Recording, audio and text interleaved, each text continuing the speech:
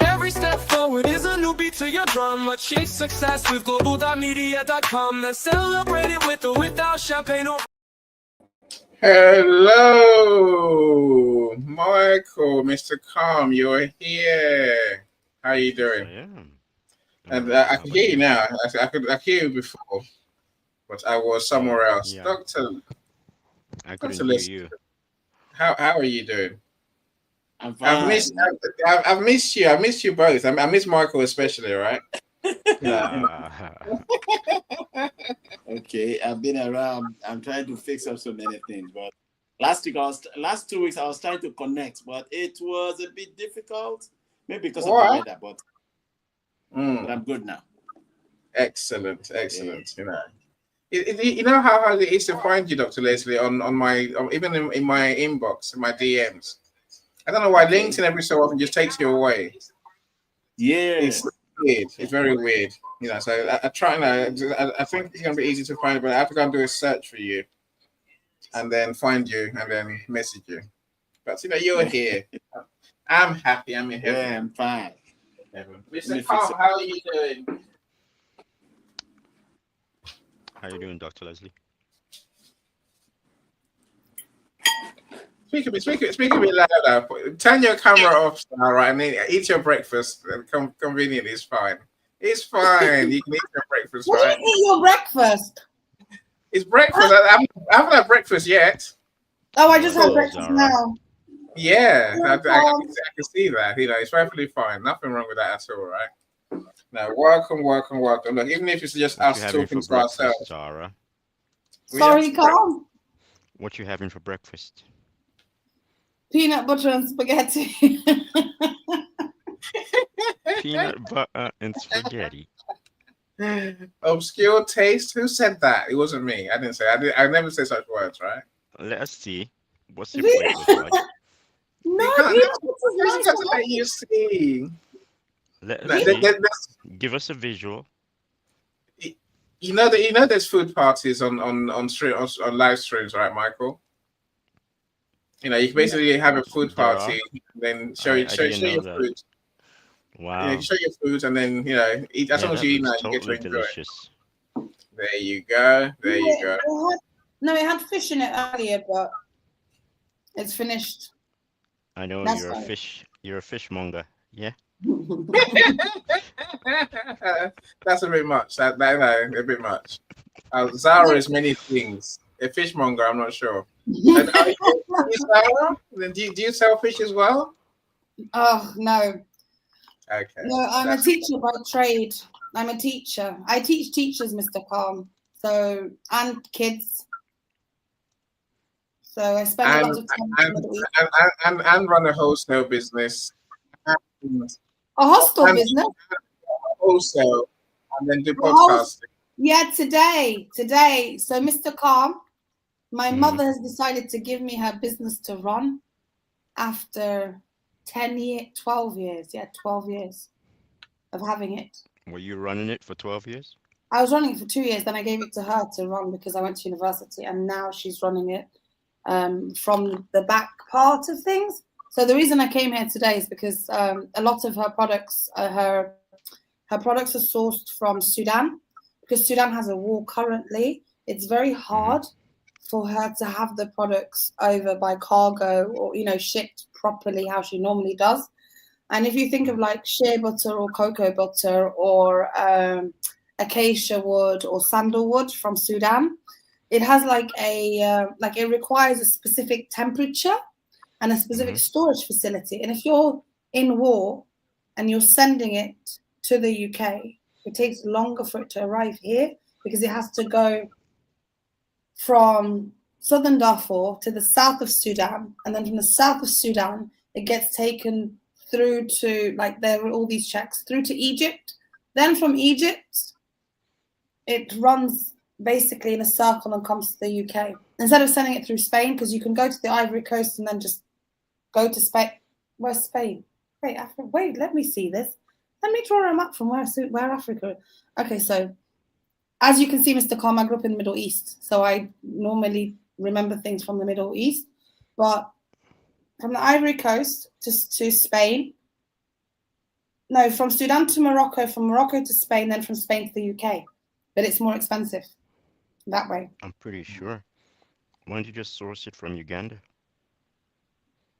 Because these products that she has are like my whole family in Sudan have been doing, or they've had this business for a long time. So the Oh, it's trees, a family thing. Okay. yeah, the acacia wood, the cocoa butter, the shea butter, all of the material that she gets helps the farmers maintain sustainability in their own land. So by moving it to somewhere else, those people are going to lose their abilities to pay for their children to go to school, or, you know, pay for their houses or anything that they must need. You know, having a business in Africa is about sustainability, right? Right. And considering that there's war in Sudan, there's also been a lot of relocation. So I'm thinking they probably relocated to Chad or relocated somewhere else. But certainly I know that Chad has some interesting programs over there. But I was thinking that if your family is relocating, most probably the environment has changed as well. Oh, they don't. So, Sorry, Mr. Khan. My mum's family. My mother's in the UK, but my mother's family don't want to leave Sudan.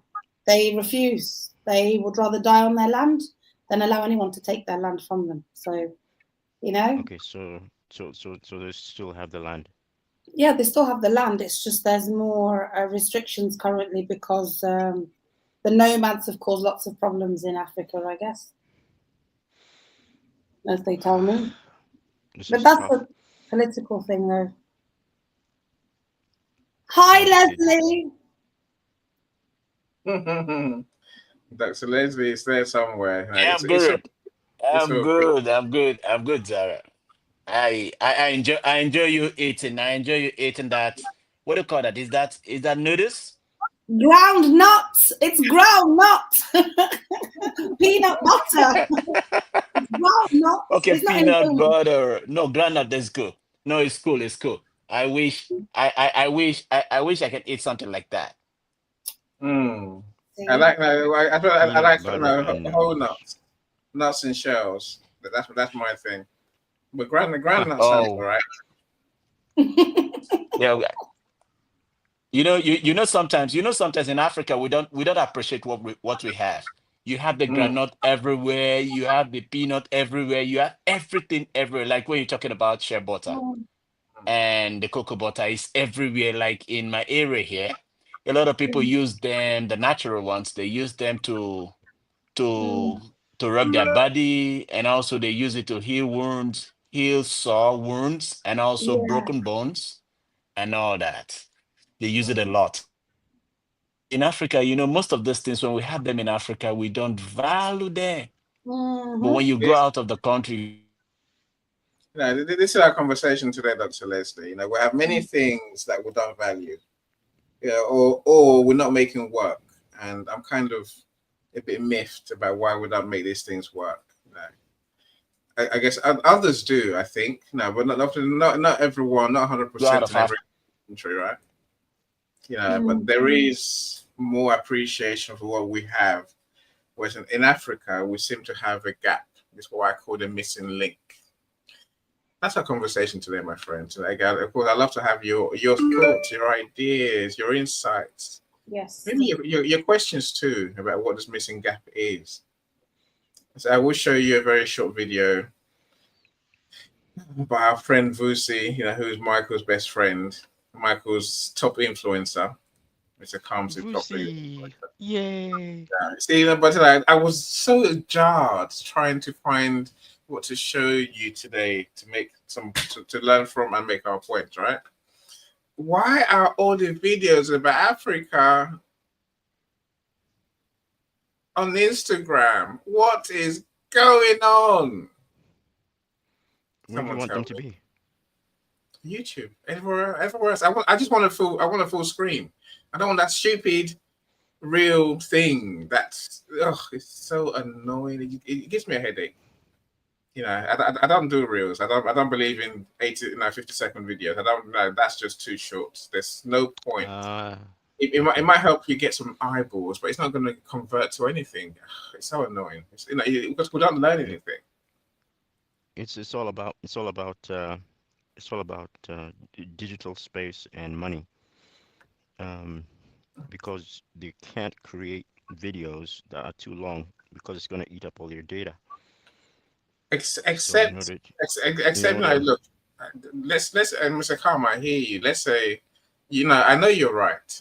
Again, the way I hear it described is that YouTube content that YouTube wants you to create, that they give you credit for, that they put forward, is like it's like a barbell, right? They're not like a dumbbell, right? So on the one hand, you're meant to create super short content just for the eyeball effect. Billions of people watch those eyeball things, those reels. And then on the other hand, you must create long videos because people want value. And I don't know why people can't see that. You can't just create the shorts. It's because of concentration. The new generation does not concentrate on long videos anymore. They concentrate on short videos. Your attention span is less. Well, don't make videos for them, because if you're not selling, if you're not making money, if you're not selling, if they're not really invested in your business, what is the point of having the eyeballs? Question is, why is it people, when they make the long-term videos, the people that need to invest in long-term videos don't put the money up front in order to help those people do that? It doesn't work like that. You can give them value in the long videos, and then they will engage. Those who really care will engage and buy. If the youth are not engaging and buying, there's a reason for that. They're not interested in what you're doing, really. Clickbait, short content it's such a ruse. This is why I'm complaining, Michael. I'm complaining. I said, we're being conned. As businesses, we're not going to create viral 30-second videos. Yeah, but then there's also a generation gap here. You're from the older generation. The new younger generation, they don't need all that. They just need just a little bit of bits and pieces, and then they move on. Right. Again, the philosophical point here. Look, Michael, I can agree with you on one hand, right? But let's say this. Now, us that watch YouTube videos, which we all do, is when we're looking for something, information, right? How to do something. What is that thing? Yeah, you with me? Yeah, YouTube how-tos. That's how YouTube got big, because of all the how-tos. So now we're in an age where YouTube is now officially a TV channel. My son watches YouTube rather than he doesn't watch TV in that sense. He watches YouTube. I watch YouTube because he goes to YouTube to get his video content. My TV channels are now all on YouTube, and literally I started bookmarking all the news channels across the world. That's why I like watching. I like watching. They basically captured the media, right? But the thing that we watch really, whether it's for entertainment, for education, is a long form content. To do anything else but decent, useful content is a waste of time. Any content is good content. In regards to the YouTube, the whole YouTube thing, people's attention span is a lot shorter, right? In the past, you could sit and watch a whole hour of a YouTube video, I guess. But now the content creators are doing like 20 minutes here and 15 minutes there, and they're watching content that's more related to, things that are surreal. Yes, I'm with you. But there are content creators who pretend like they live this life that they don't, because it's making teenagers and youngsters, or I'm not really young anymore, but people who are interested in the surreal. Everyone lives in a black mirror. People who are in this generation genuinely live in the black mirror. I hear you. That's the truth. It's fine. I'm just not going to cater for the people who don't pay me and people who are not really interested in what we do. What's the point of doing it if they don't pay you? And that's the point myself. I really don't. Anyway, look, my friends, I think there's a big conversation for us to have. Look, if you're here, I can see there's people here. If you're here, please say hello. Tell us where you're joining us from. We'd love to know who is here. I can see the numbers going up. I can see the numbers, but I can't see your name. So do not talk to us. And, if you've got a question, tell us where you're joining us from. Say hi. If you've got anything interesting to say, if you're doing anything exciting as you listen to us, let us know. Why's my camera not moving? Annie, can I join you in like 10 minutes? I've just got a thing. Of course. Yeah? No, we'll still be here. Oh, Dr. Roxana. My beloved Dr. Roxana. Welcome. I'm so glad you're here. Zara, come back when you're ready. We'll still be here, I'm sure. I'm trying to find my ticker now. Okay, it's this one. I should stop the positivity experience. So I guess now, what's the missing link? That's a question I want to ask today. That's maybe it's a question I've been asking all the way through, just without asking it so explicitly. So we've covered all the things, Michael. We've covered all the things that are important. We'll talk about mindset. We've talked about religion, education, infrastructure, government. We've talked about all sorts, right? But it strikes me that something's missing, Michael. Something's missing, right? And look, I guess I'm not sure. You tell me. I think something's missing. Here's what I'm trying to say. We have the talent. We have the ambition. We're developing the mindset, and we have the mindset already. We had it before, right? Before colonialism, and in the 60 years since colonization, many people are developing the right mindset, the growth mindset, right? We have education because maybe people don't apply the education in Nigeria, but I'm sure they do, right? But we've had people come out of Africa who are successful, who are creators of great inventions, great creations. Sometimes big companies. Is it all because they're in the diaspora that they suddenly learn interesting things? No. I think we are inherently intelligent. We're creative. So it's not that we can't, because we can, right? Mix all that. So we've got the mindset, we've got the education, we've got the ambition, we've got the creativity. Mix all that with the fact that we've got God. Our continent is probably as much believers as any other continent, right? So I want to truly believe if you've got all those things, including belief in God, belief in you, belief in your ability, belief in your divine gift to create for your community, to make the world a better place, as we will talk about, Michael, right? Why are we still struggling? All the things I've just said to you, when you take that outside Africa, you find these people who have those qualities, my friends. They're successful. They create. They've moved beyond survival. When you say what's success, Michael, right? They've moved beyond survival to innovating. What are we doing? I don't understand. I don't know why we're not. I don't think the average African feels successful. I don't think the average African has moved beyond survival. Beyond what's the hard times. This is my problem today, right? This is what I want to discuss. Maybe you're right, Michael. Maybe we're a long way from where I think we are, right? I'll take it. If that's what it is, then I'll definitely take it. I want to know what it is that we're missing. Welcome, Mr. Obegi. Welcome, Dr. Leslie. Sorry, I forgot. I didn't see you down there, Dr. Leslie, but you're here. Okay, yeah. So, Annie, I think to some extent I want to disagree with you.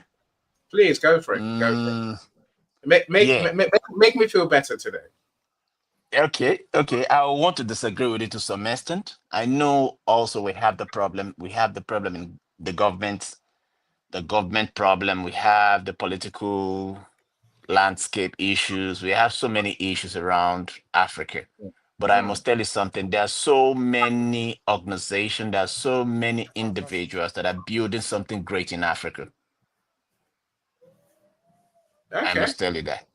Okay. And Look, and and I, and for example, I'll take it. okay, but You're one of those. Clearly, Dr. Leslie. I know that for mm, sure. Right? yeah, agreed. Sometimes the United Nations they do come up with their research, they come up with their survey. So many organizations, NGO, non-governmental organizations, they come to Africa, they come up with so many information and so much media stuff and all that. They put so many people on spotlight. And if you look at it, if you look at the numbers of Africa we have, they are so few. But I must tell you, if you come deep in Africa, we have a lot of people who are able to harness their talents. Although we have majority I mean, they have the what do you call the innate abilities where they're not able to harness their potentials. But still, if I must tell you, we have so many. Now we have a guy. I can't remember his name right now. He Mm. once worked with Calendly. He once worked with that Awotona in Yeah. America, the Yeah. Calendly guy. And he came to Nigeria. From Nigeria, he went to Nairobi and he built up something like that also look like Calendly. There's an app. And so what it did, when he came to Africa, he had to look at the environment. He discovered that most of our conversation and all that are on social media, particularly on TikTok, and some of them we just mentioned now, which is for new generation. So if he found a way around it to connect TikTok to his app, where people come there to just have conversation. It started with just conversation. Now, as I speak with you, the app is growing. As I speak with you, and the app has about 40. I'm trying, if I once I get it, I'm going to send it on the platform. The app, the app, I think has about 40 something thousand people today. What Mm. are they talking about? What actually are they talking about? It is simple. Common conversation in Africa. They talk about we don't have this, we don't have that, we don't have Yes. this. But you need to go to the other part. Now, there's if we don't have this, we don't have that. What are the things you have that you'll be able to harness your potential? Mm. What are the Mm. things you have that will be able I to create, yeah, to create something for you? What Dr. are those Leslie, things? Yeah. give me a minute. I said, this is what I think this is what I want to unpick today. The fact that I Okay. think we know the big stuff, right? We're doing the big stuff. We're doing religion. We're doing belief in ourselves and in God. And God will help, and the gods will help us achieve whatever we want to achieve, right? I think we're getting that, and we have the talent, we have the brains, we have the wherewithal, but we're missing the fine details. That's why I keep talking about the missing link. We're missing Okay. things to make it our norm to be successful, to be thriving rather than struggling. Before There's one I go thing that I to would like. over here, go, Michael. There's one thing I'd like to inject into this conversation, and that is, and this is very major. Africans are not very good at long-term planning. The long-term planning in Africa is extremely poor, especially in the area of education, especially in the area of financial planning, especially in the area of engineering, and especially in the area of trade education and training. Those I can believe specifically, you, right? those You know, look, specifically are yeah. are are are, are the mechanisms that will grow Africa. But at the same time, we need to have patience. It is not a get rich quick scheme that will Mm. help us. Like the And that's reels, why I say, that's like the why, and reels. that exactly, and that's why I You know. emphasize long-term planning. Mm. You Look, have to be patient in order to. we'll come back to you in a second, Michael. We'll come back to you now. So the details, I definitely want to hear, but I want to hear from everyone on stage. Obe he is here as well, so I do want to hear from him.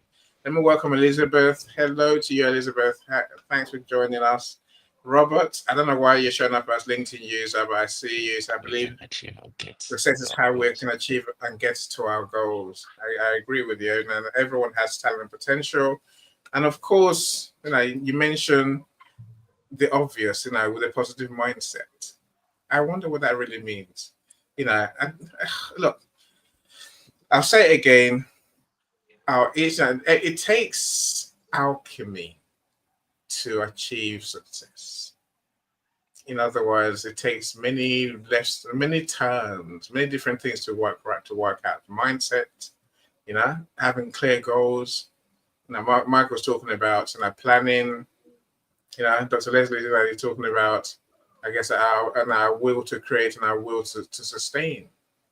Ope here, what's your take? What are we missing, my friend? Hello, everyone. Can you hear me? Loud and clear, loud and clear. All right. Thank you so much, Annie. I appreciate you, brother, for the good work that you're doing and for creating this platform where people are showing up. This is an important conversation. Actually, I was actually in the middle of something. I saw it. I said, yes, I must be here. I was listening for some time before I then decide to join here. And I want to thank all the people that are making contribution here. It's a time like this that we really need. There is something missing. I think so. In the whole three sets that I would like to mention, but after that, I also like to mention another thing. We talk about the mindset, which of course is true, that without the right mindset, no matter what we might have in front of us, we are always going to have a challenge. And this is going to be tied to something else I'm going to mention just now. We have a problem in the area of mindset, in the way that we set up our mind to approach a certain issue. And of course, I don't need to go more in detail now to understand where that is coming from. We understand that from our evolutionary history as a people, that is not where the problem is coming from. It's coming from the experience that we have in the course of history. We had a blockage that is not allowing us to maximize our potential. That is where the thing is coming from. So at least people can understand that I'm not talking of our genetic makeup. I'm talking of the framing that we have after our encounter with the opposition or the competitor, I want to call them. Now we have also that lead to a problem of skill set, the type of what kind of skill do we even need to develop?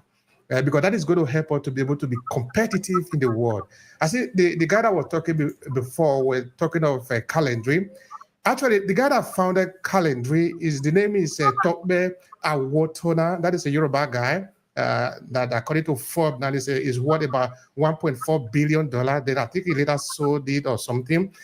In terms of the people that we need to be able to power economy, or the size of the Nigerian economy, for example, we have the people. There is no doubt about that. There is no need to even guess about that. But if we have all these people plus the resources, if we don't have the right mindset, the right training, and then of course we also need to talk about the tool set that we need to be able to apply in the economy of the day, which is the knowledge-based economy, we're going to have problems. And I think I would like to tie this to the alignment. So I think we are not properly aligning the resources to where we want to go, because we are continuously having these people in Washington, in Vatican, in Berlin, in Paris that are designing a program for us. It has been wrong from day one. The person who wants to engage in what is called development need to be the one that is planning the type of development that he wants. You cannot decide for me what is development. You don't understand what I want. This is making it impossible for us to align what we want plus what is available, so that we'll be able to get to where we can get to as our destination. For example, all of you know the project that was done in it is southern Nigeria, no? I'm forgetting, like Calabar, no? The Tinapa project and the rest of it. All those were really beautiful projects. But if you don't have the right mindset to maintain it, you see what is happening now. Everything is left there to waste. They waste the taxes of the people that the money that the people contribute. Okay, not really the tax because we don't really rely much on tax in Nigeria, but we have the money from oil. That is still the people's resources. We just waste that billions of dollars because we don't have the right mindset to maintain it. So I think we have I want to look at it that we have a problem of alignment. Either based on the experience that we have had, we are like children. We are like shitting on ourselves, and we're even probably begging another person to come and clean it up for us because we think that we are not supposed to know how to do things. But this is not right. Until we redress this problem, we probably have another people coming to colonize us again, and we don't even know what is happening. Exactly. Exactly. No. I was saying, why do we need to put FAO in Italy? We need to put it in Africa, but we don't even have any African government asking for this. We can't take a vote in the world. So somebody was saying, we don't need the United Nations because in the United Nations, we don't count anything. We can't say we decide that it's not going to happen and somebody will listen to us. Why? So we need to align our power to what we have in relation to what we want. Yeah. So I think the problem of alignment can be how I'm seeing it.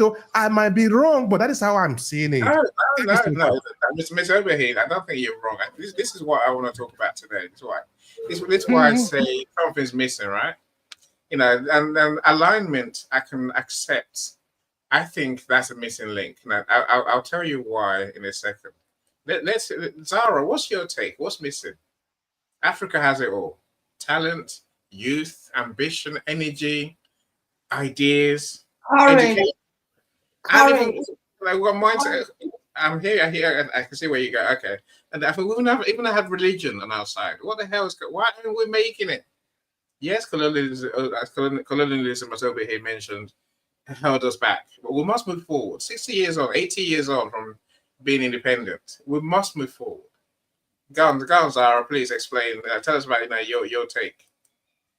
Well, as you know, Annie, I used to work for the United Nations in Sudan, in Darfur, and working in, I guess, in southern Darfur, in Niala, you meet a lot of people who will tell you what they need, but they don't know how to approach it, right?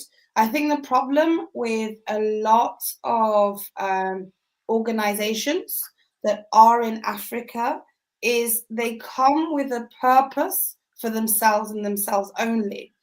Africans who take money need to understand that money needs to be put into sustainability rather into just one thing that ends tomorrow.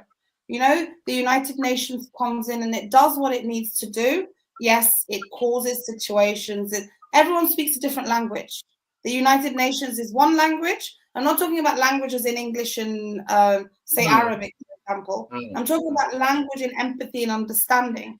If I'm coming to your country and I'm saying to you, you need support and you need help, not every United Nations agency is bad.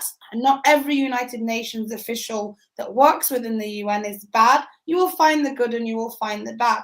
But the problem is a lot of people that are in Africa, they don't have, from what I have seen, I'm Sudanese, as you know, Annie. So I have been in the middle of it all, where it has been, I've listened to what the Africans have said that needs to be done, right? I've listened to that.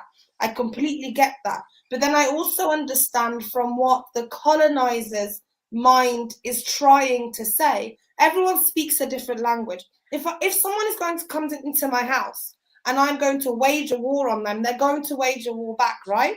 But if I use my words clearly and I say, this is where I need help, not there, this is where, and people unite. The thing is, in Africa, the sense of community is not how it was before. The sense religion divides us. I don't know, tribes divide us. There are so many tribes in Africa where this is right and this is wrong and this is, the United Nations comes with one vision to take, right? But Why are the problems still residing in Africa, and why are communities being divided based on tribalism and religion? When if we all as Africans unite and say, okay, so this man is coming to my house to give me something, let me open it and understand it.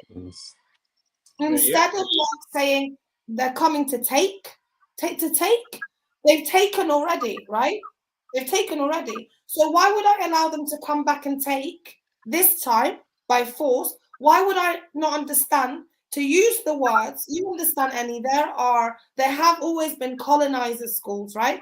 Colonizer schools existed in Africa from what, the 1940s, the 1950s. You have had remarkable people who have used the whole thing that was supposed to drain their culture, strip them from their identity. They took into account, these people have come to teach me about them.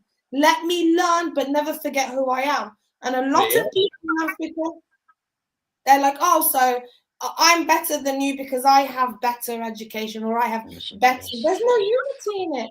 There's no courage in it. That's my point. No, I think again. I think you got a point there. I really think you do, Zara. There it's it's the little things that we need to actually work on. That's what he's saying. Everything you say, Zara, I totally agree. And it's not just us saying it. This is why I hope it's going to move us forward. Let me show you a quick 1 minute video. Frustrated me, but it's still, it's still 1 minute. It's still an Instagram damn thing. Real. Damn, I hate reels. But here it goes. Here it goes. See us, we are at the same place, having the same struggle, talking about the same issues, looking for the same things. So can I say here, hear me and hear me now, Africans, we're not each other's enemies. We are each other's allies. I don't need Nigeria to struggle for South Africa to succeed. And what we must be very careful of is this insidious global capital agenda that says in every single table there can only be room for one. This is why we talk about being the only black, first black, and best black. I'm not the only first and best black, I'm the only first and best, period. Listen, the rest of the world got the memo on how powerful we are.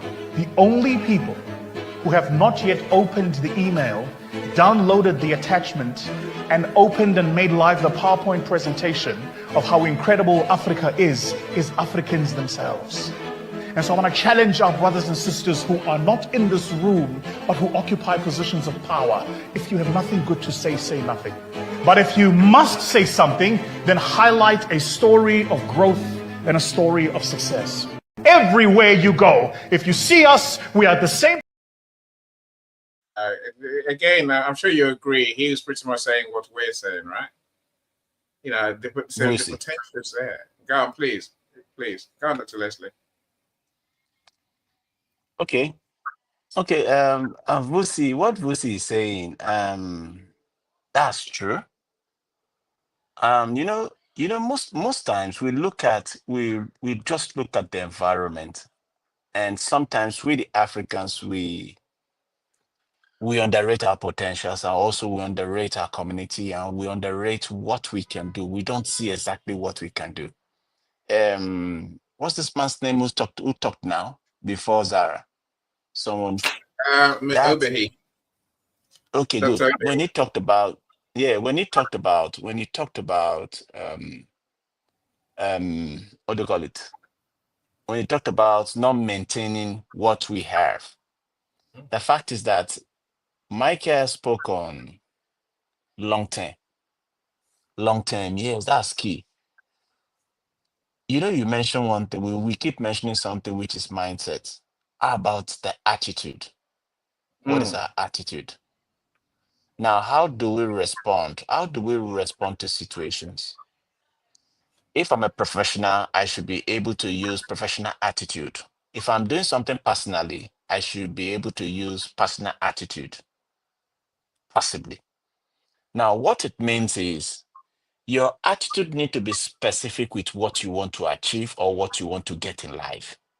Your attitude need to know exactly how you want to contribute to your community, your society. What exactly are you bringing to the table? Yes, a lot of people, and I don't want to say this here because this is a public, it's a public media, but the fact is that we have we have monsters all around.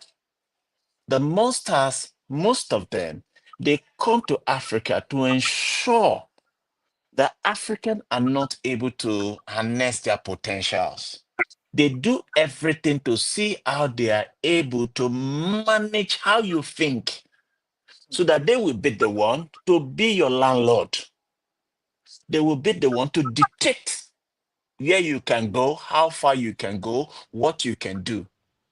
Now, I'm saying this Saboteurs. because, yes, saboteurs, good, saboteurs. Now, but the fact is this, in every society, where there are hills, there are brightness. Any society where you have hills, where you have disadvantage, there are advantages.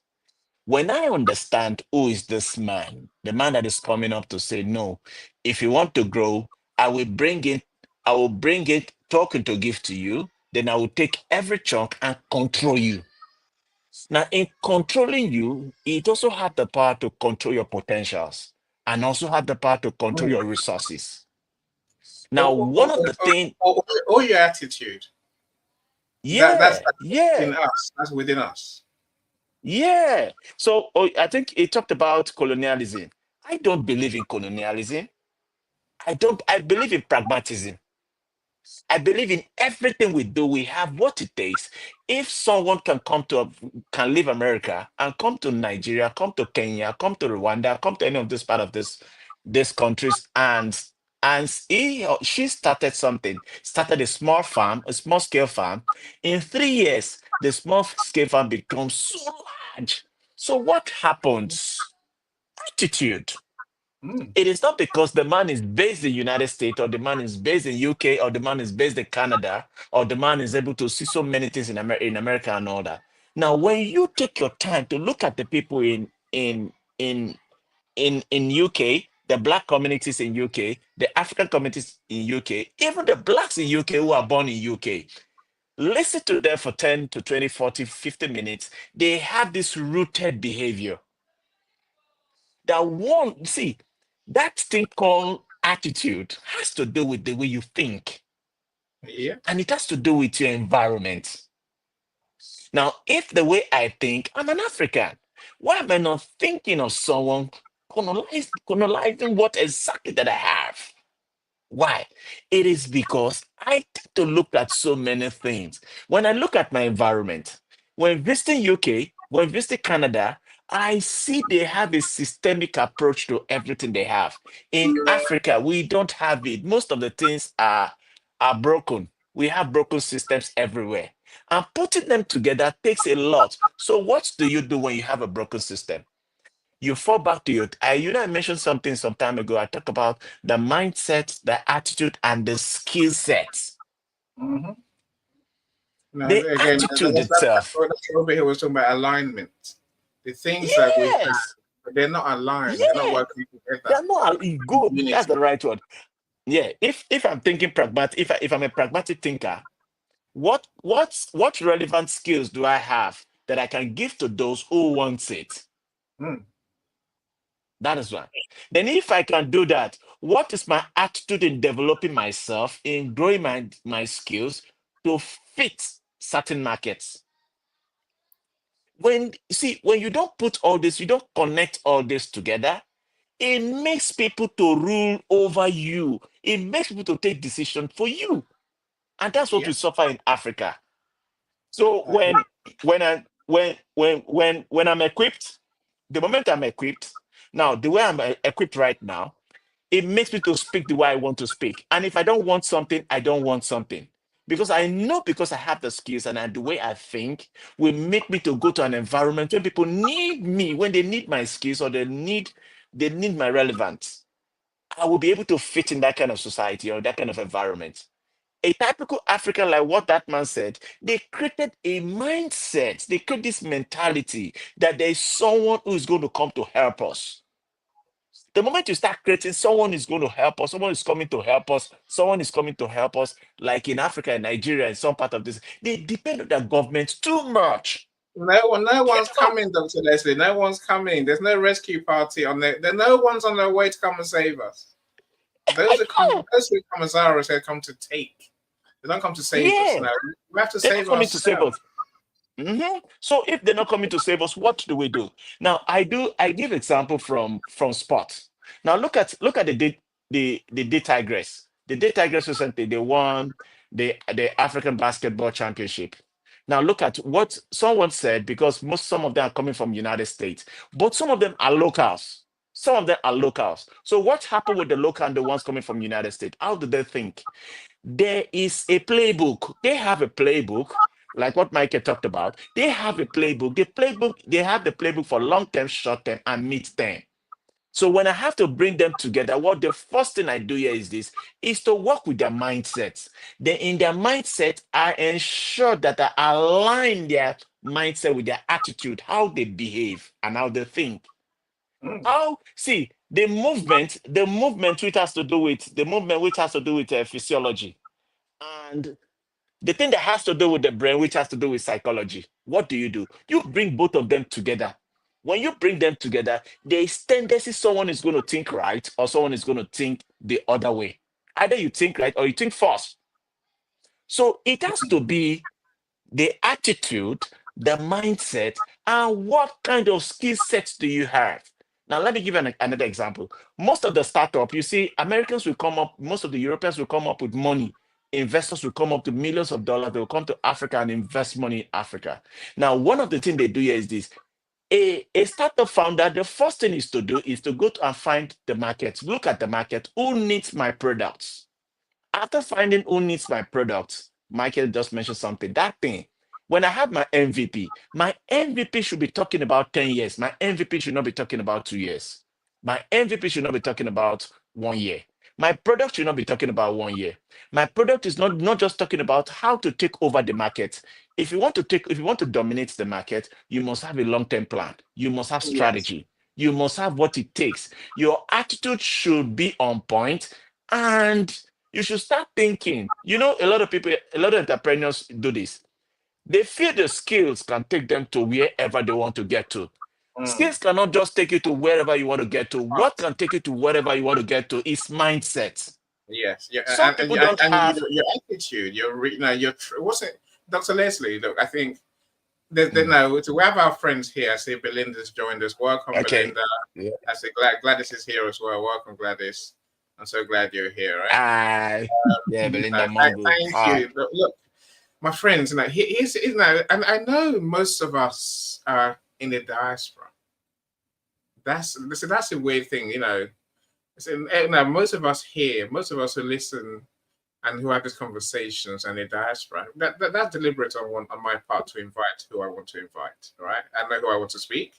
And almost like I think you have to see the other side to be able to look at yourself and say something is missing, right?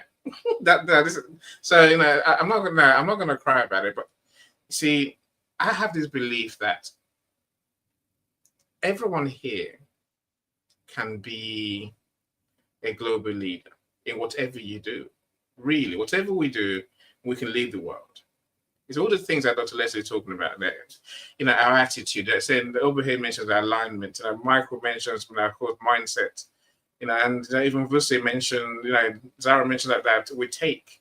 I think, let's break it down for people. Let's break it down, right? Dr. Roxanne, I'm going to come to you next because I think I'd like everyone to speak. I don't like anyone to drop off and not feel like I haven't given them space to speak.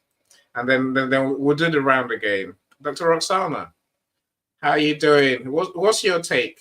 What are we missing as Africans? Are we missing anything? I'll be right back in a short time. Henny. Yeah. I will be right back in a short time, but quickly I want to say that we need the skills too. We need someone to train them. We need someone to direct them. It's not just mindset. Those kids, those youths are ready to learn. So they have a positive mindset. But that's not a lot of people who are there to support them. So I think that the first thing is support. They need support Yeah. from Yeah. whoever is available, the president, the senators, the governors, the school. They need support first. Some of Now, them came from, you and me can support them. Now, yeah, some of them didn't come we all have from, to play a part. yeah. You know? So I just want to chip in this. So mindset is good. I'm not trying to dispute that, but I think that a lot of African youths that I see, they are hustling. A lot of them are on YouTube. They are just hustlers. They want to do whatever they can do to make money, and some of them are thriving. But what I think is the key is support. Who is going to support them? Who is there to push them? Who is there to give them the necessary, maybe financial, whatever it is they need? The markets are there, though not equipped.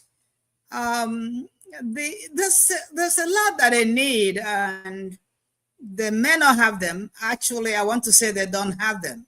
Not many of them. That is a program. I know you know that Amaka is running and just trying to equip the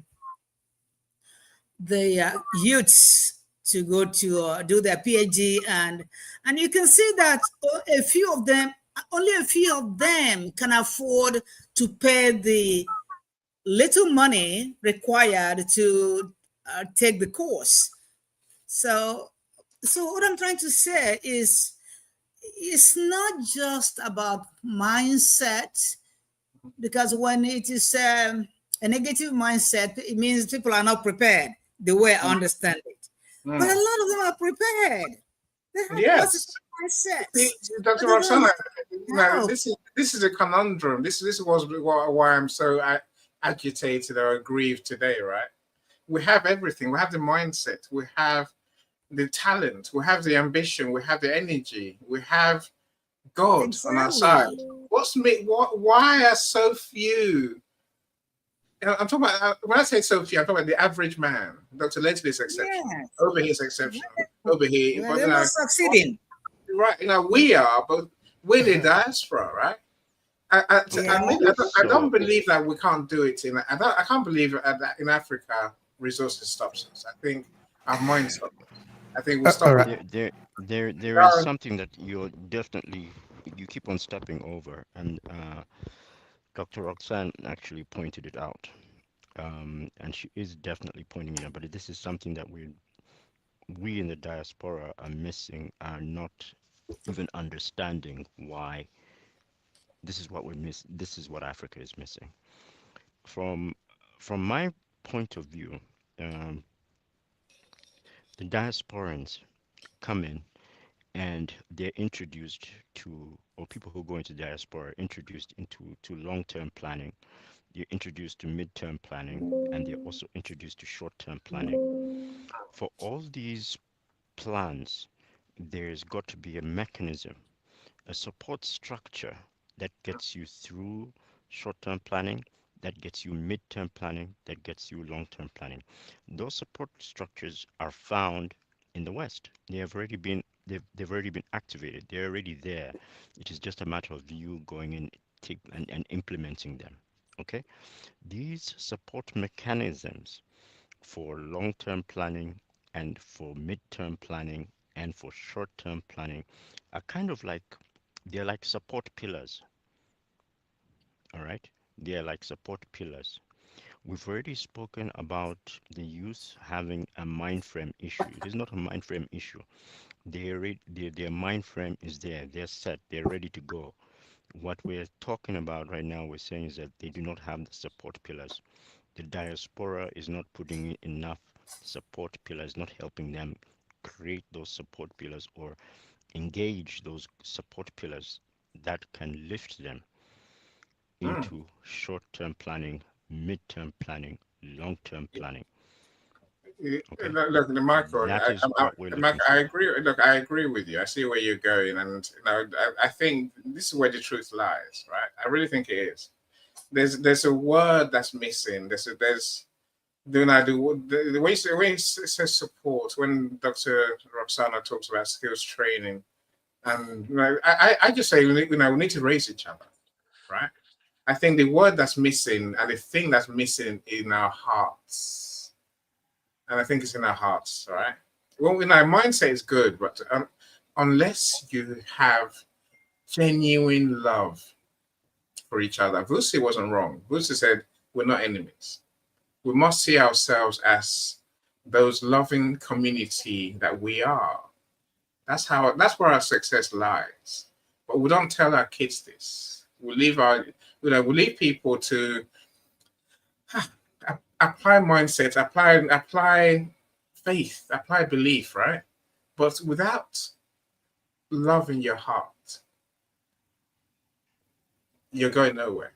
Your business will not build. Whatever you do, it's not mindset alone. It's not skills alone. You need that love, and that love will transform. And again, even small creators who have love for what they do, love for the people they work for, the people they work with, their community, they will transform Africa. This is why I think again. This is where I think we are wrong. This is where I think this is what I think is truly missing. Mr. Obehi, please. I know you were talking earlier. I give you the mic. Tell Thank us. you so much. Thank you so much for that. I want to thank you again for this important opportunity. Now, what I think is we need to look at this still like a game. So I was interviewing a historian, a Jamaican historian in the UK. And we were talking about this international politics, African international politics, and the game that we are playing. And she was saying repeatedly that we need to understand that this is a game. And I think we really need to understand that. I want us to avoid the temptation of thinking that we in the diaspora, we are the only solution to Africa. That can be very dangerous. We are basically playing a game. Now, let's look at it this way. We need to go back maybe and understand the structure. What are we standing on? If we believe that we are going to build Africa based on the standard that is given to us by the West, I'm sorry to say it might not work.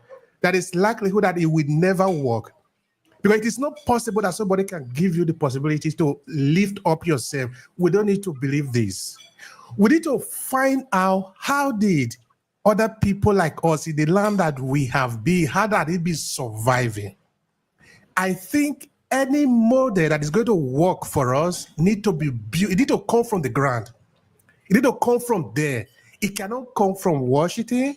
It cannot, because even all that are here, we are influenced by what is happening here, thinking that maybe by the time we just go there and bring the project there and land it there, it will just work.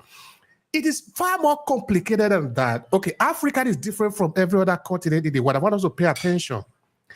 Africa is the land of humanity. Everything is there, including the source of us being able to rewrite our code. So to think that it is just simply one way, I think it is going to be wrong. I think the solution, maybe I'm wrong on that, is going to understand the basis from us. So I was interviewing another person. This is a professor of development in Ibadan University. And I was asking him, how do we solve the problem of development in Africa, in Nigeria, in this case, because we're looking at Nigeria. He was telling me something like this, that everything in Nigeria is turned upside down. Of course, if you read the book, Chinua Achebe's book, Things Fall Apart, you don't have any problem understanding that the center is not holding, so everything is falling apart. That we need to do what the people in the East, Asian people, did. That they went back and studied their structure, their history, and they came back and recomposed the system. Our system is broken. Everything in it is broken because the center is not holding. Whatever model we are going to take from the West is not going to piece it together, because when we are taking those models, we need to understand we are taking a game that is designed by somebody, is giving it to you to play. we probably play this game for 1,000 years, we will still don't figure it out.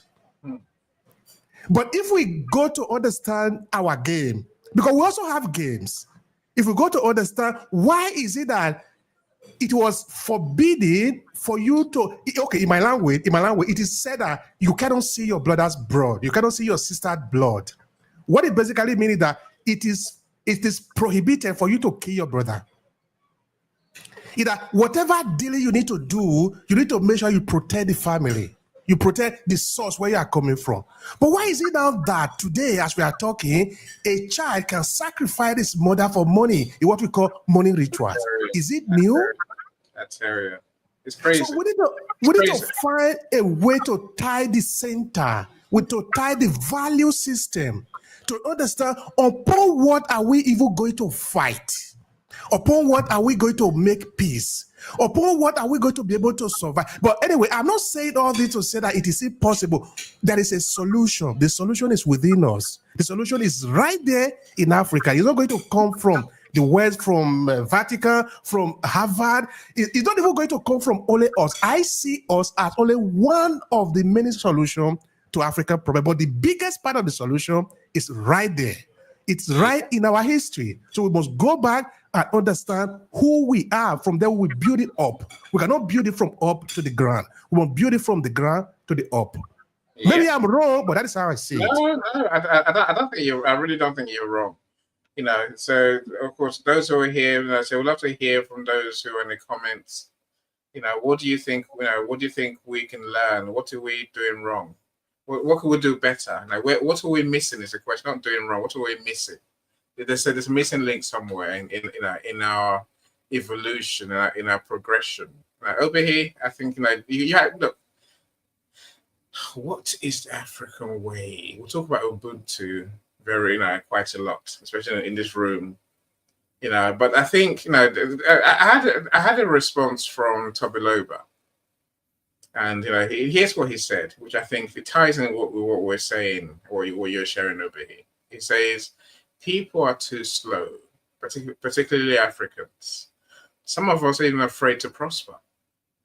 When we pray, oh God, prosper us, all we're asking for is 1 million naira, which is not a lot of money at all. What's that? $1.5 grand, 10 grand, if that? A grand, less than a grand. That's my looks, right? With exchange rates. We don't have a vision to take the whole world, so that we can bless others. To simply put, selfishness is stopping us. Those are words, right? Big words. There's a particular verse in the Bible that says, we ask but we don't receive because of our selfish interest. We must at times, we're remiss because we only care about ourselves. The great people like Elon Musk and the others are only they're not only after how they can make the world, they're only after how they can make the world a better place. Success lies in making our communities better, our societies better. What can we do to make that happen? That's not the way the average African professional business thinks. We're chasing money, as Dr. Roxana said. We're chasing the dollar, maybe the naira. And again, go back to Michael's point.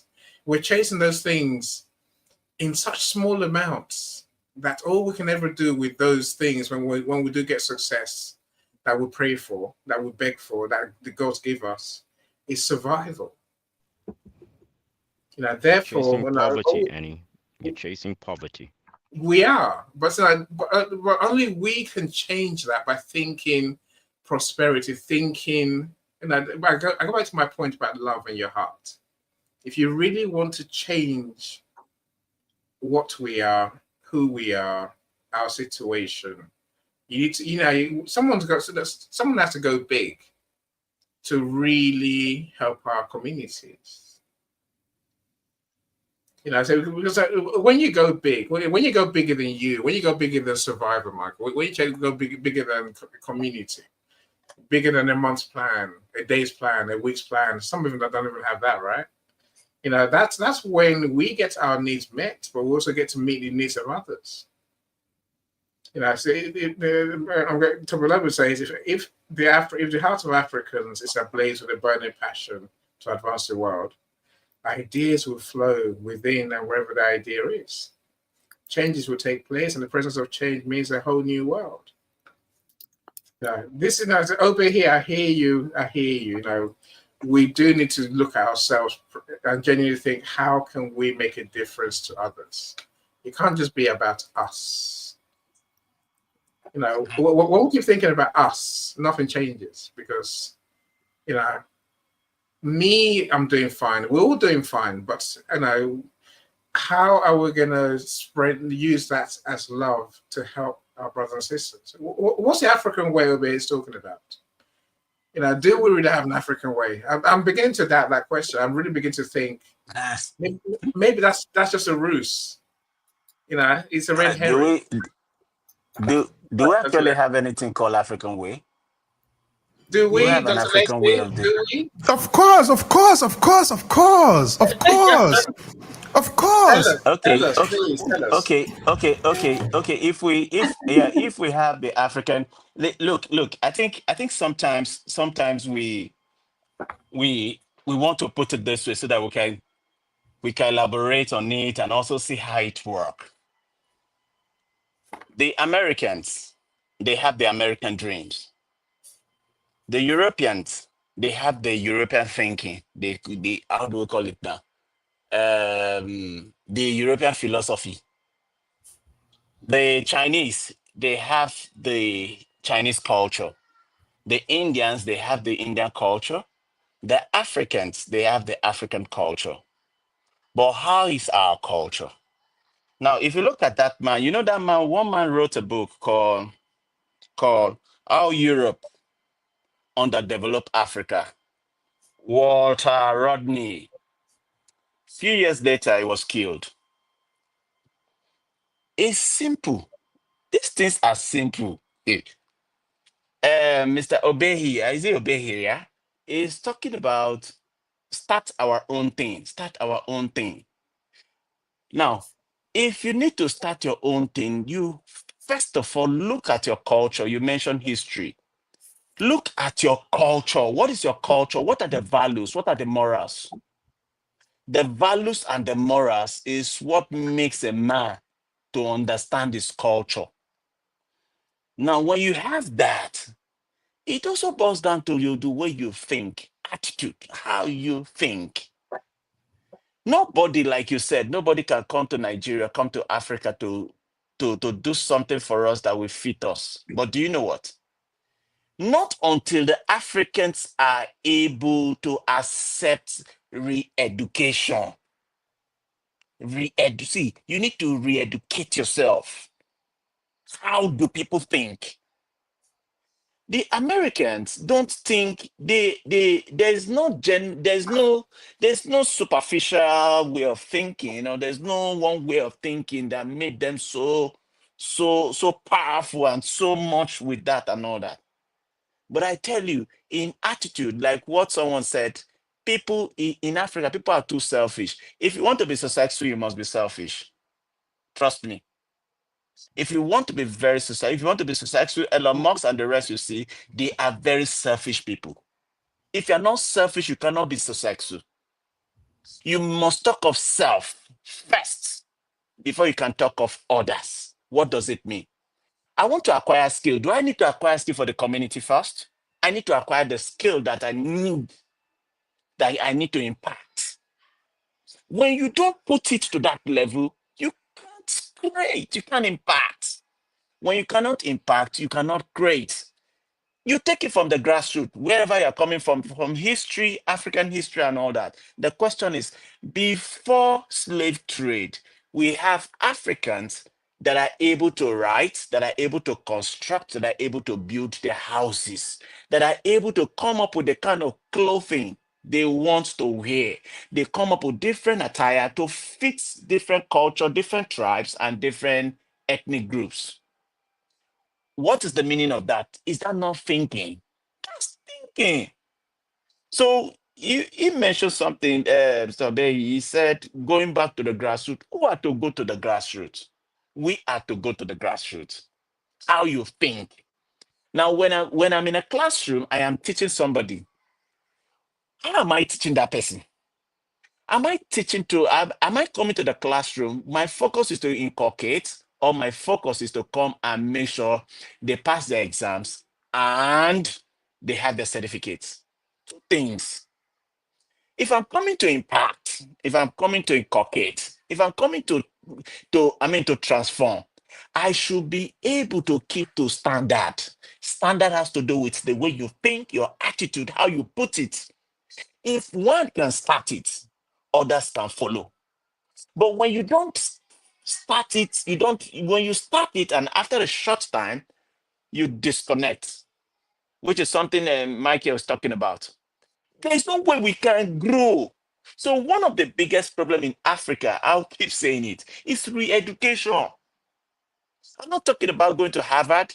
Do you know the highest numbers of graduates in Harvard and some of these parts are from Africans?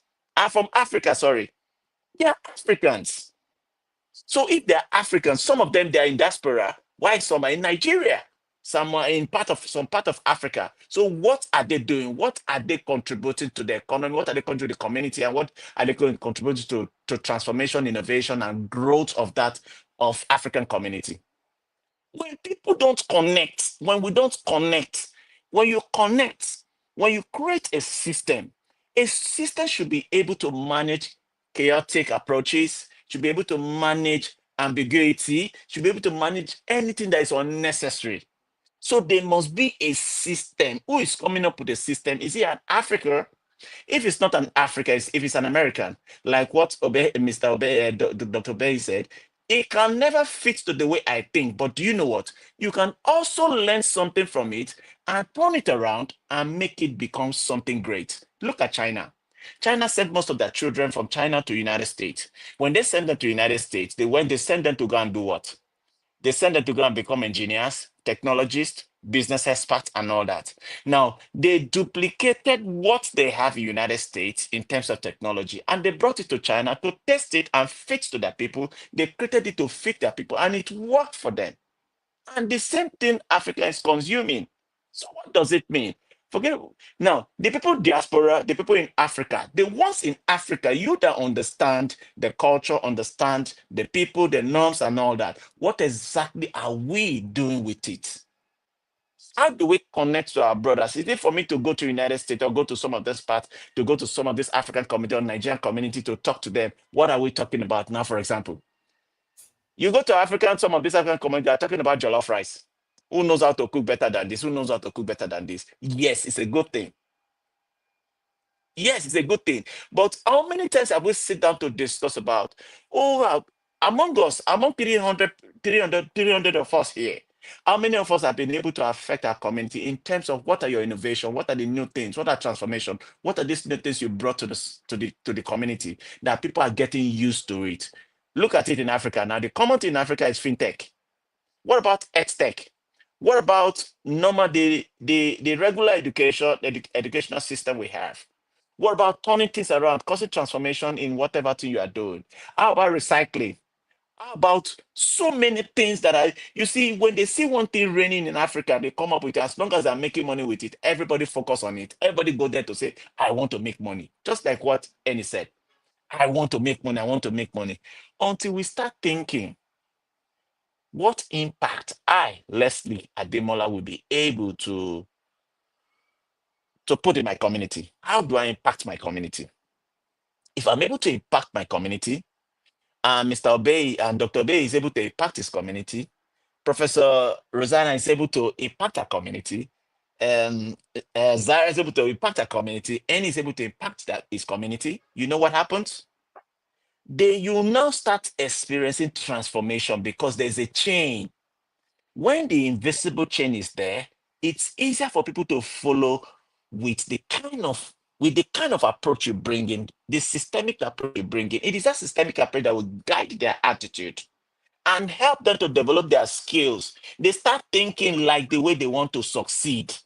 They want to succeed. It now creates a kind of mindset in them that they will want to run with it. And the moment you do that over time, what happens to the system? The system will transform. Today, there are some villages. There are villages we have in Nigeria. Yeah? They call that kind of village transformative village. Why? It is because they brought something there, and people came in and saw that things is happening in that area, and there was transformation. And this man visited it. What do you call Mark Zuckerberg visited that place. So they must be the people who are ready to put it. Not the people must be ready. If the people are not ready, when you don't re-educate me, for example, any we talked about something some time ago, employer and employee.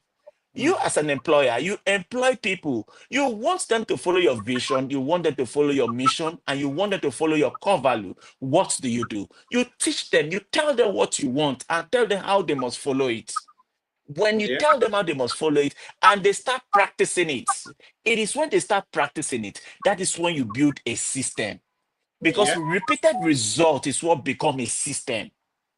So it's when they start living it, Dr. Leslie, right? Yeah, not so just practice, actually being those people who do that thing, their heart and their soul in alignment.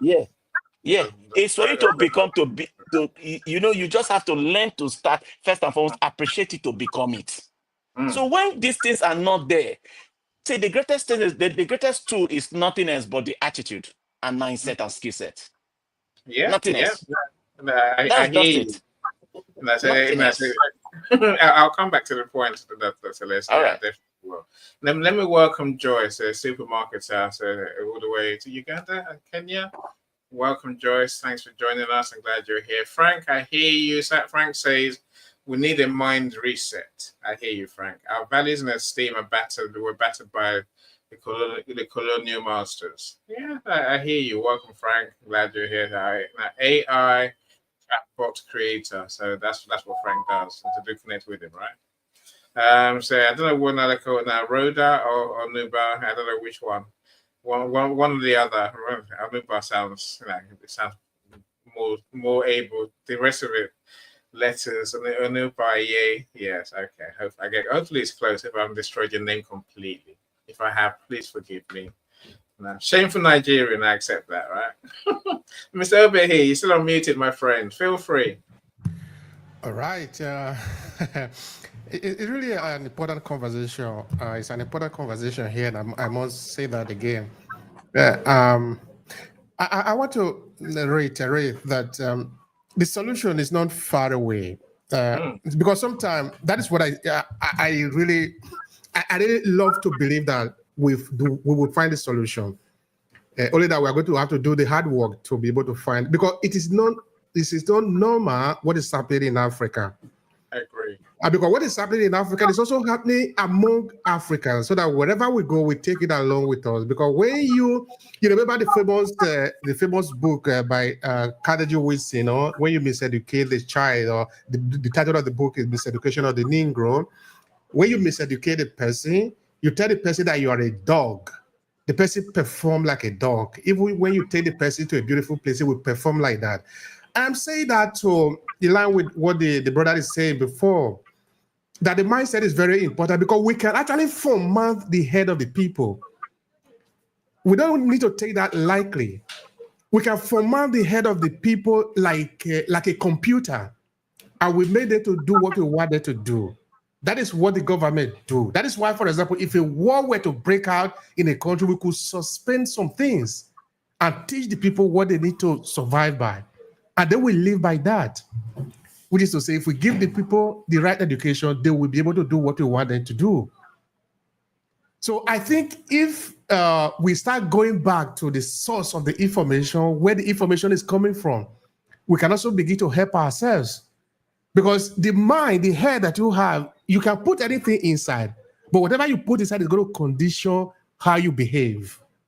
That is why Jim Rohn will say, stand guard at the entrance to your mind.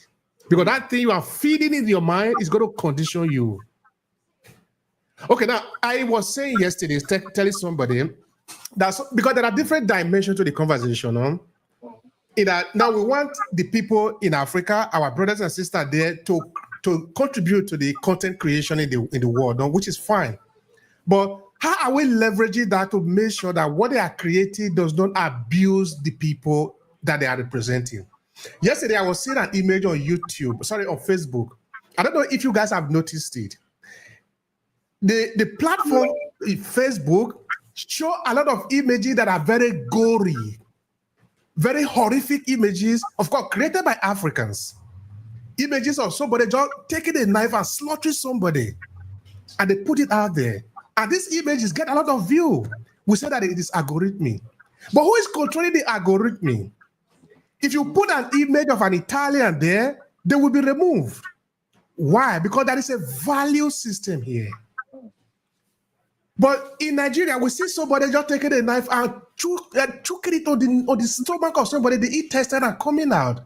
It's on Facebook. Nobody can think of removing those kind of image. That is an effect to that. That is conditioning our mind. Because people are watching it every day and they are getting money by that, and the people believe that it is right. It is not right.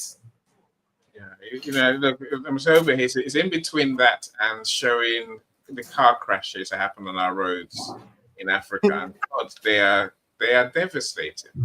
Yeah. Yes, people die. I'm saying that, but people show these things online to represent us, which is I hear what you're saying. It is. It's an issue. It's definitely an issue. Yeah. We need to go back to our value system to go and recuperate, because somebody was asking, do Africa have? Of course, we have value. We have a lot of great value. Over here, Okay. Where is it and what is it? This is what I'm going to take away from here today, right? We need to define the African way. I'm glad that Leslie asked, is there one? Is there really one? Is there? Of course there is. Okay, now What is it? You don't need to. Okay, now Eddie, what I'm very careful of, we don't need to base Africa based on the circumstantial situation that we have today. This is not what we are talking about. I agree. Now, we need to create our way of doing things, right? If we even go back to the basic, we can see that there are value. In fact, the reason we are still surviving today is because there is no value. Although Nigeria have got into a stage that everything is almost broken. The value system, there is a continuous war to break that value system so that anything go. A society where anything go is dangerous. Anything should not go in life. There are said, what is the name? Shazum, the writer of The Art of War, said there are some territory you cannot evade. There are some order coming from the sovereign that you don't need to obey. With me, there are certain things that you just cannot do. One of those things is putting those horrific images in the open. If it were your sister, if it were your mother, your father, would you do that? That thing hurts. It means you are worthless. You don't have any value. You don't have any respect for yourself. How do we get to that level? They're chasing the money over here. That's what it is. They're chasing the money, right? Okay. Facebook pays them for the clicks. Benny, can I just say something? Please, feel free. Please. You are so right, but you know that everything starts from the top. Do you know that?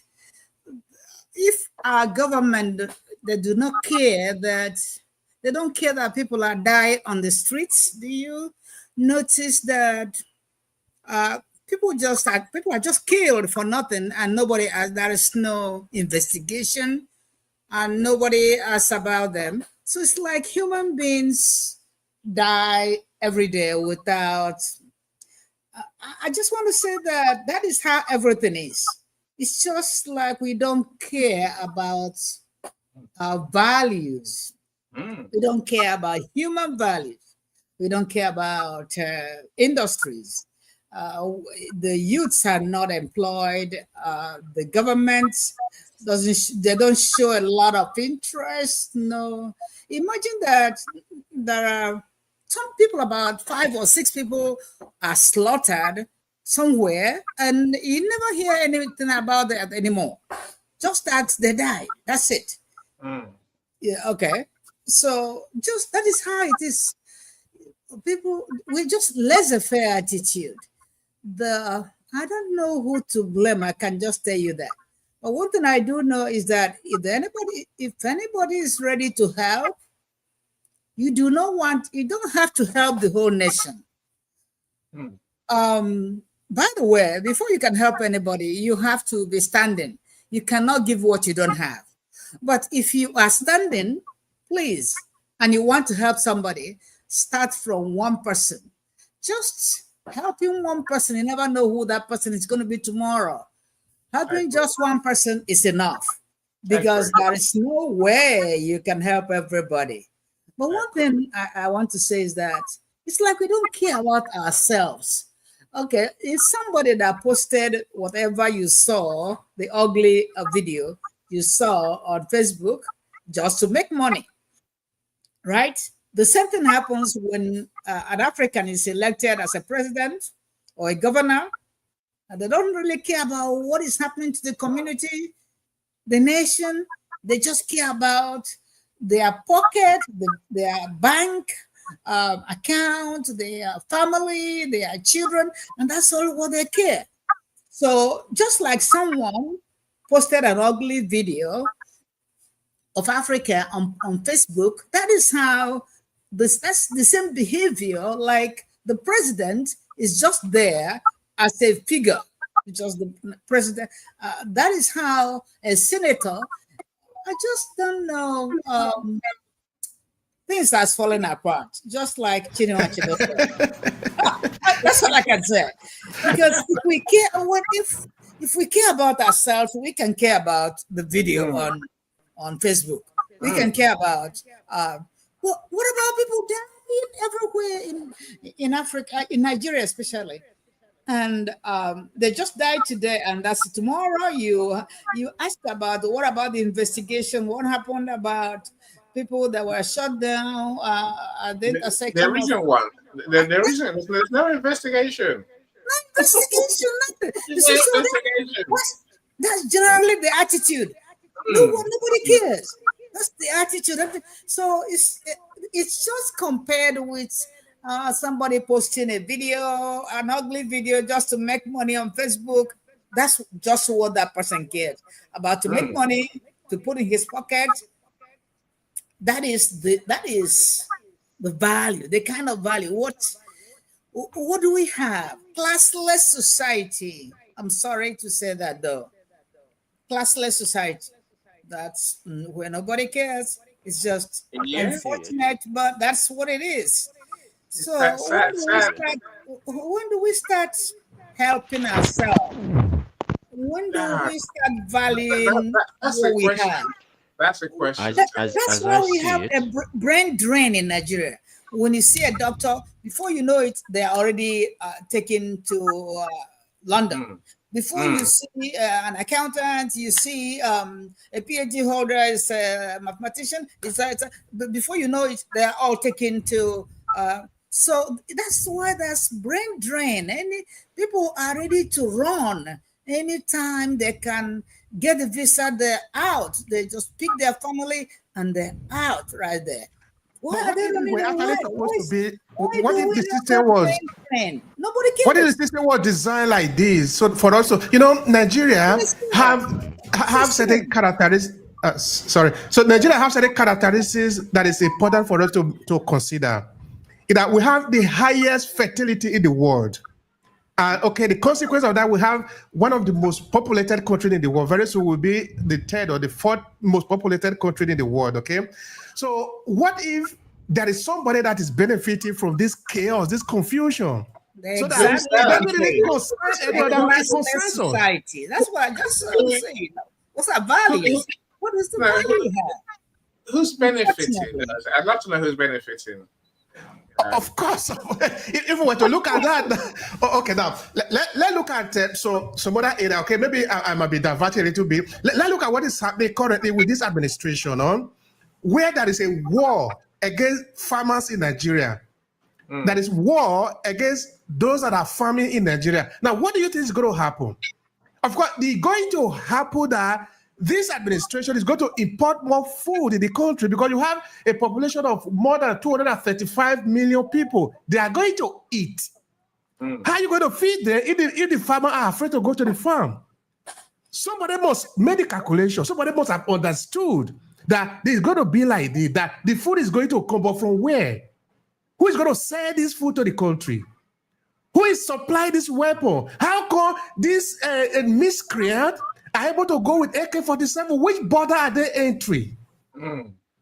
So they must have made the calculation. They understand. They are not stupid. One professor I interviewed said that the Nigerian politicians are smart, but they are rogue and they are smart rogue. Somebody invites them, takes the money from them, puts in his own bank account, and Aaron closes his eyes and forgets that they are killing human beings. And so that's the value we have. There's no love in our heart. I say again, we need to have love for each other. We need to have care. You know what we need to do? We need to just go back, unlearn whatever we have. Is there anybody who can just go and clean ourselves up? We need to clean up, unlearn, relearn, and exactly what Michael said, right? Save ourselves. So let's just say as well. Let's just say we have to relearn. Relearn how to. We don't have a common value. People just mind in their pocket. That's all. From the top to the bottom. So I was just surprised that you're talking about somebody posting a video. That's just a video. But the president, I mean, the people on the top are there, swinging the money into the account and forgetting that they are on the streets. They really are. Let's hear from Coach David. So what's the solution you say, Coach David? Help us. What's the missing link, David? What's the missing link? There's missing link somewhere, right? And I must really acknowledge Prof and Mr. Wonderful. Awesome conversations. Obehi and Prof there. Thank you so much. Thank you, David. Thank you, Coach David. Yes, great to see everyone on the call. I mean, I'm totally at a loss of what to say, because this is a conversation that 20 years ago, 40 years ago, 50 years ago, it's not today. These problems have been there and they are systemic and they will not be solved easily. A couple of solutions come to mind. We need to begin to organize another type of societal pressure groups. It's not as if there are no pressure groups before and the model is not foolproof. But what you mentioned, Obehi, can we have, there are today technology, very simple to implement technology solutions that, like what you have in budget IT, that brings physical responsibility to the fore by covering projects. That's the power of the internet. And when people are really ready and tired of the, in quotes, the behavior of politicians, we will make enough noise. So, for example, we can have a listenership tool that listens to sentiments online across different platforms. You can plug different platforms to them. You can do Facebook, you can do all the social media platforms, LinkedIn, whatever platform you're on. And it's going to be a sentiment analysis around the name Nigeria or the brand Nigeria. And it's going to flag easily any negative or neutral sentiments. Negative sentiments are the ones that are this kind of somebody taking the knife and entering someone's stomach.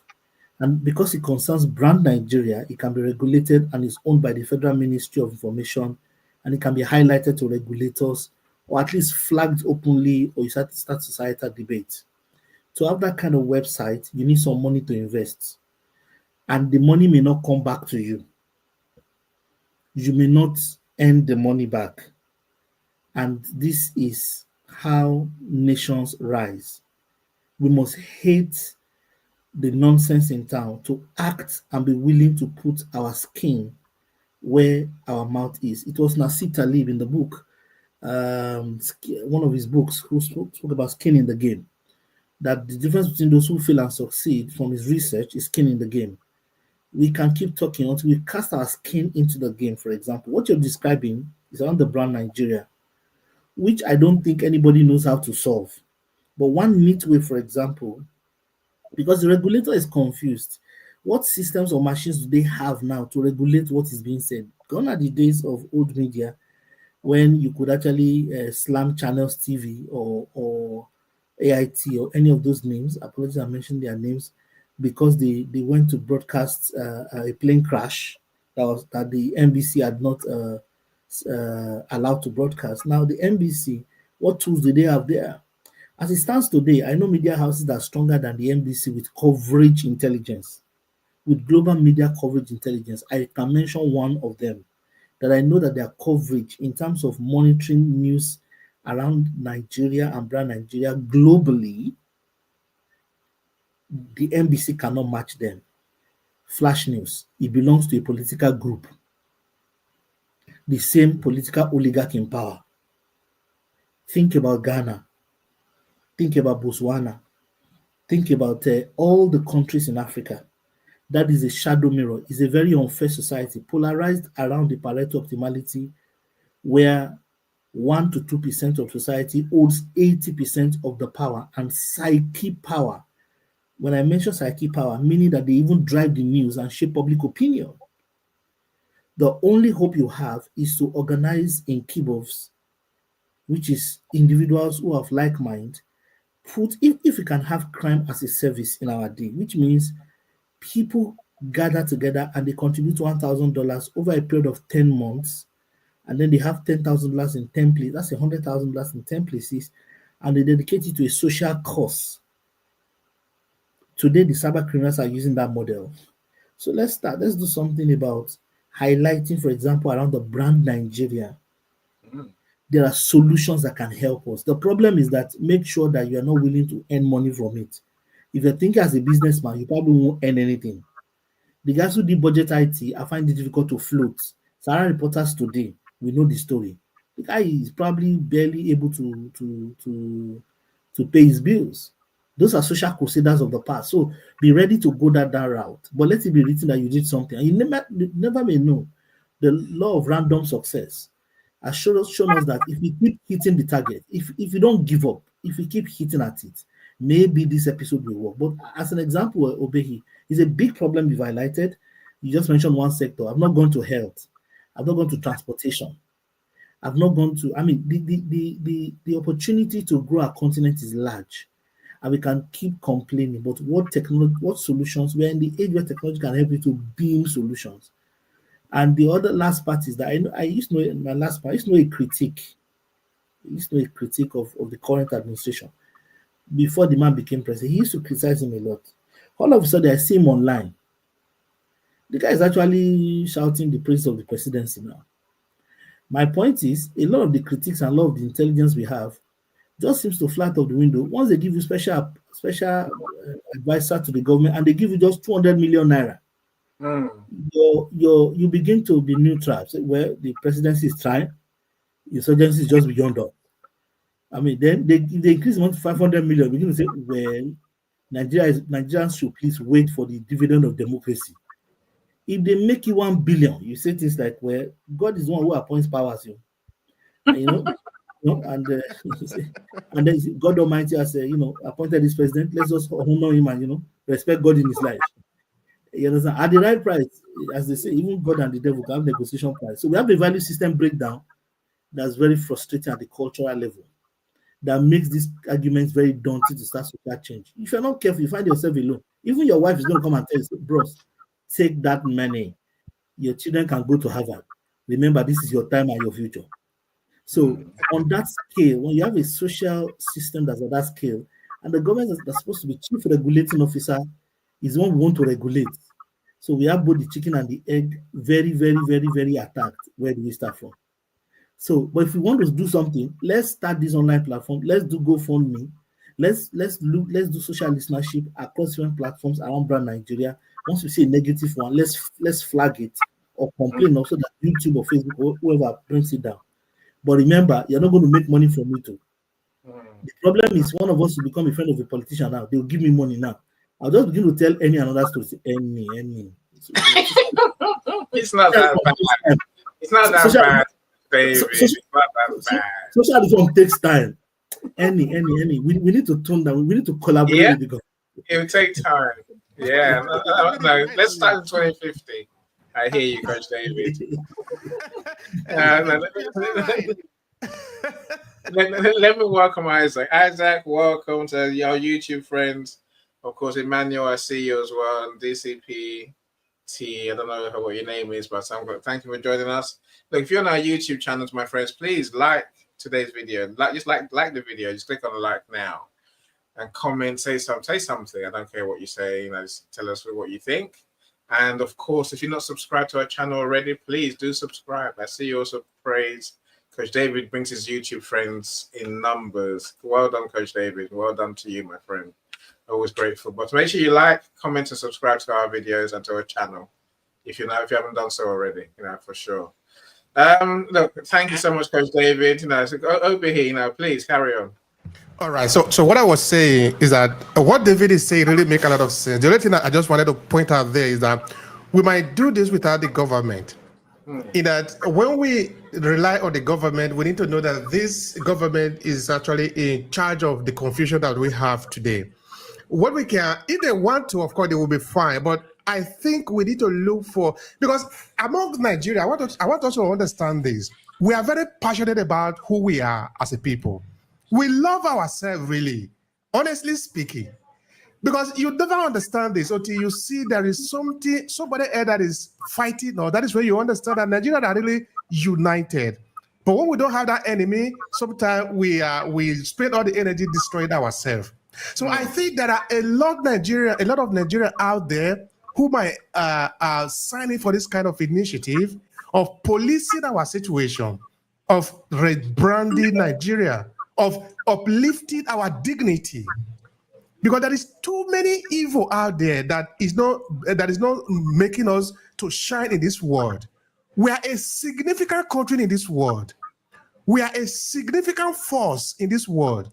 But somehow, some bad elements have rubbish out on the ground and turned us into chicken. We are not chicken. We are not chicken. But I think we need to look for the like-minded people, because it's not everybody that is going to that believe in rebranding Nigeria for good, because of course they benefit from all the little change that is coming from here and there. But I believe that there are some good Nigerians out there who will sign in for this, doing something for the name Nigeria, for the sake of us, because of us. Not because I'm a Yoruba, I'm Hausa and Igbo, because I'm a Nigerian. Yeah. People are there to raise that flag and make us proud. There are. And it's not because of money, but because we, deep in our DNA, we are very proud people. We have something to defend. Let's find those individuals. Let's continue to build. Let's not lose hope. Let's believe that it can be possible. Let's look for some people who believe in us. It has to be possible. It has to be possible. It just has to be. Otherwise, we're doomed, right? So Zara, Mr. Karma, I haven't heard from you lately. Let me show you a video. When Dr. Lesa keeps talking about attitude, there's something in it, my friends. It does mean something. So let me show you what an attitude and why it's so important in my belief of where we're trying to get to. This is Latiga's video, and we need to learn from this subject, and that is, why do some people do so well in life while so many more do not? And the first thing let's talk about is the magic word. The experts call it the most important word as far as the results we get from life are concerned in this or any other language. And that word is attitude. It is our attitude toward life which will determine life's attitude toward us. Let's face the fact honestly that we shape our own lives, and the shapes of them will be determined by our attitudes. A person with a poor attitude toward learning, for example, isn't going to learn much until he changes his attitude. If we take the attitude that we cannot do something, we generally will not do it. An attitude of failure, and we're whipped before we start. So we know then that what we receive from life, what we accomplish or fail to accomplish, is due in large measure to our overall attitude. William James of Harvard University put it this way: the greatest discovery of my generation is that human beings can alter their lives by altering their attitudes of mind. And isn't it wonderful that we have this measure of control? Before we start talking about our attitude toward the world, let's talk about our attitude toward ourselves, since it is the attitude we take toward ourselves which determines our attitude toward the world. Now, right here, we come to a rather strange fact. We're so familiar with ourselves, we tend to take ourselves for granted. We tend to minimize the things we can accomplish, the goals we can reach, and for some equally strange reason, believe others can accomplish things in our field which we cannot. There are literally millions of human beings living narrow, darkened, frustrated lives, living defensively, simply because they take a defensive, doubtful attitude toward themselves, and as a result, toward life in general. Many people are suspicious of and oppose change, yet change is the one thing in life on which we can absolutely count.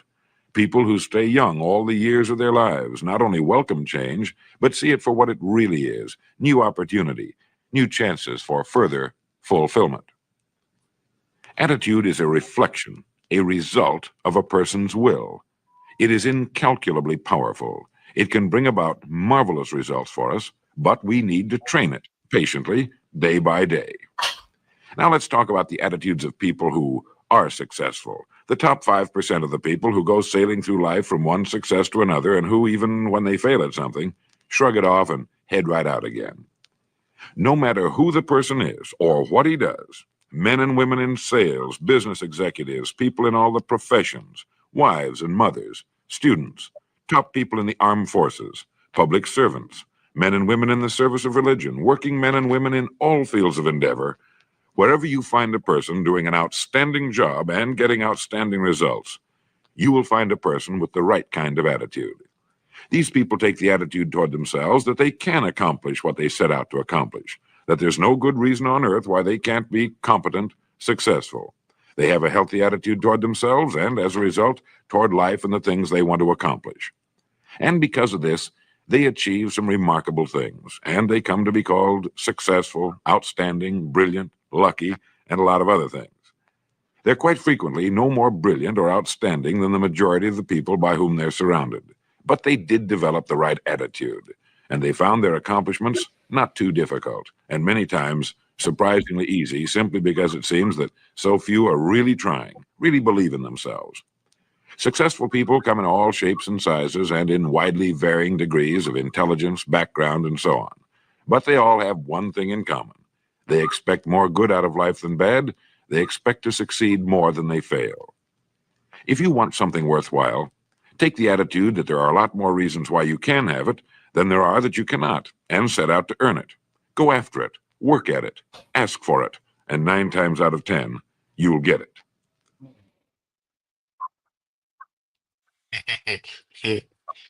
Hey, I loved it. I could have carried on. So there was a time I used to watch that video every day, literally every day.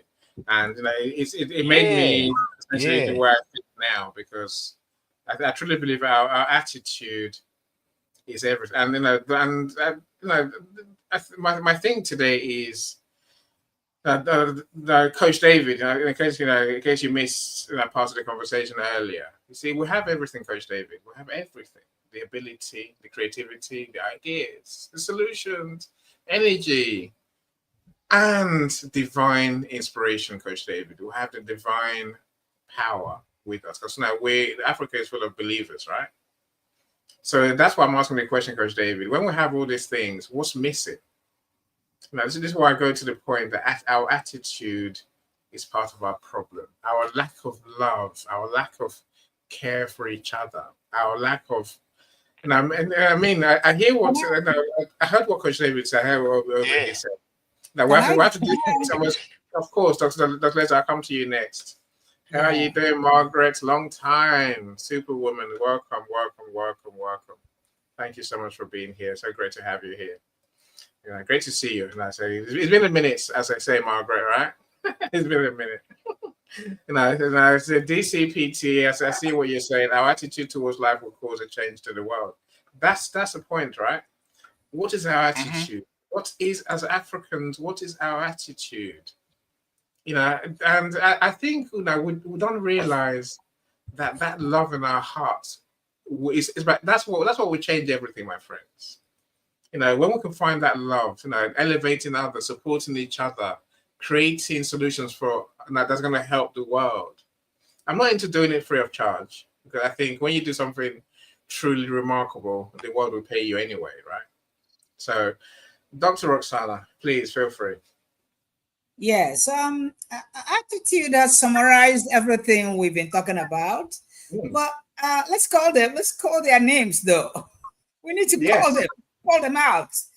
So we don't have the infrastructure development. We don't have them. We don't have that. Reliable transportation, we don't have them. Electricity, sometimes we don't. The internet connectivity, sometimes we don't. So because if we call it attitude, that becomes that psychological name. Yes. Maybe some people will understand, some people will not understand.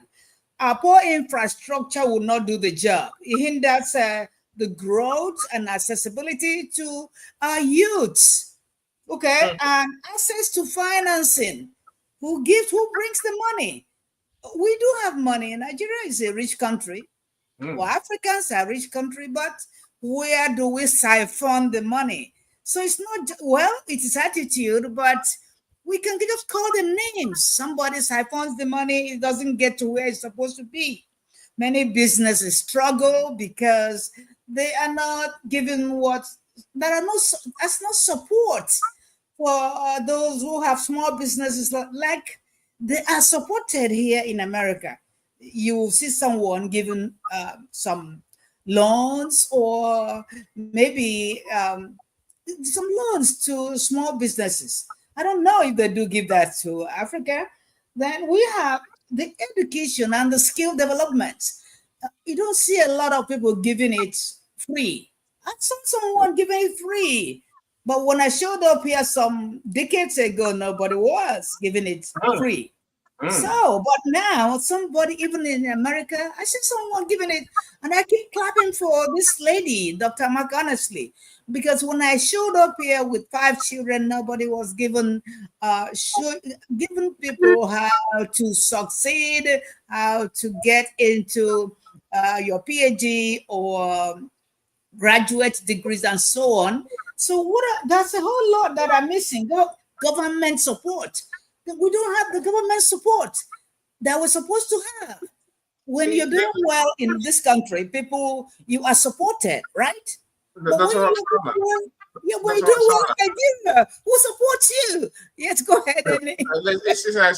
It's easy to say what we don't have. I think the problem that I have is that we're not saying what we do have, and what we do have is what we talked about already, right? Which is this is what we talk about mindset all the time, the psychology, Dr. Roxana, as you call it, right? We have the power of dreams, the power of creation. Do we have the vision to really create something big? Or are we just doing what we've always done, which is just trying to survive? If we just try and survive, we're done. I want you to look at this question. That's a question. I see. I'll get to it. Can I ask a question? Is it possible for someone with a good attitude to grow in a corrupt country? Yes. Everyone's going to need that question in a minute. We have. This is a good question, Isaac. The question is, the thing is this: if we talk about good attitude, now she mentioned so many things, infrastructure and all that.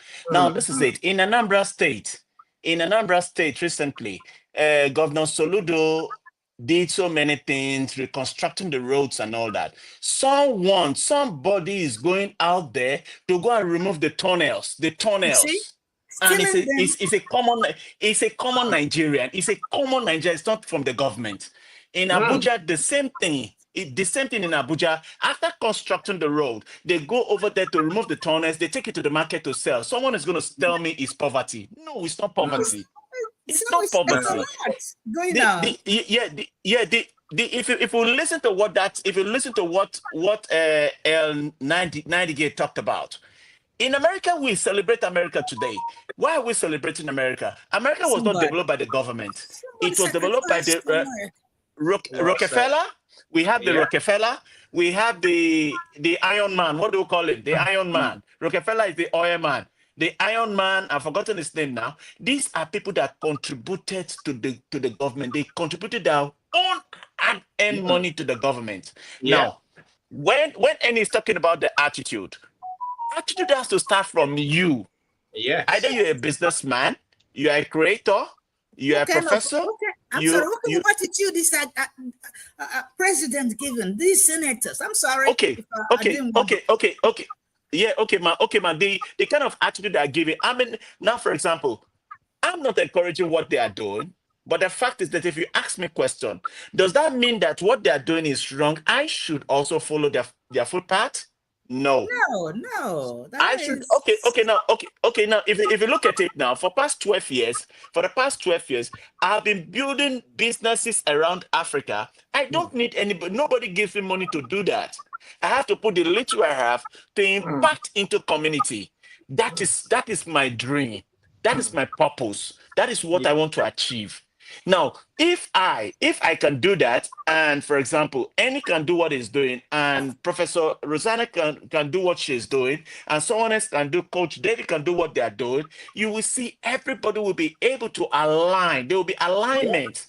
Now, when there's alignment, there's tendency, there will be purpose. There will be sense of purpose. Now, Coach David talked about something. He talked about social responsibility.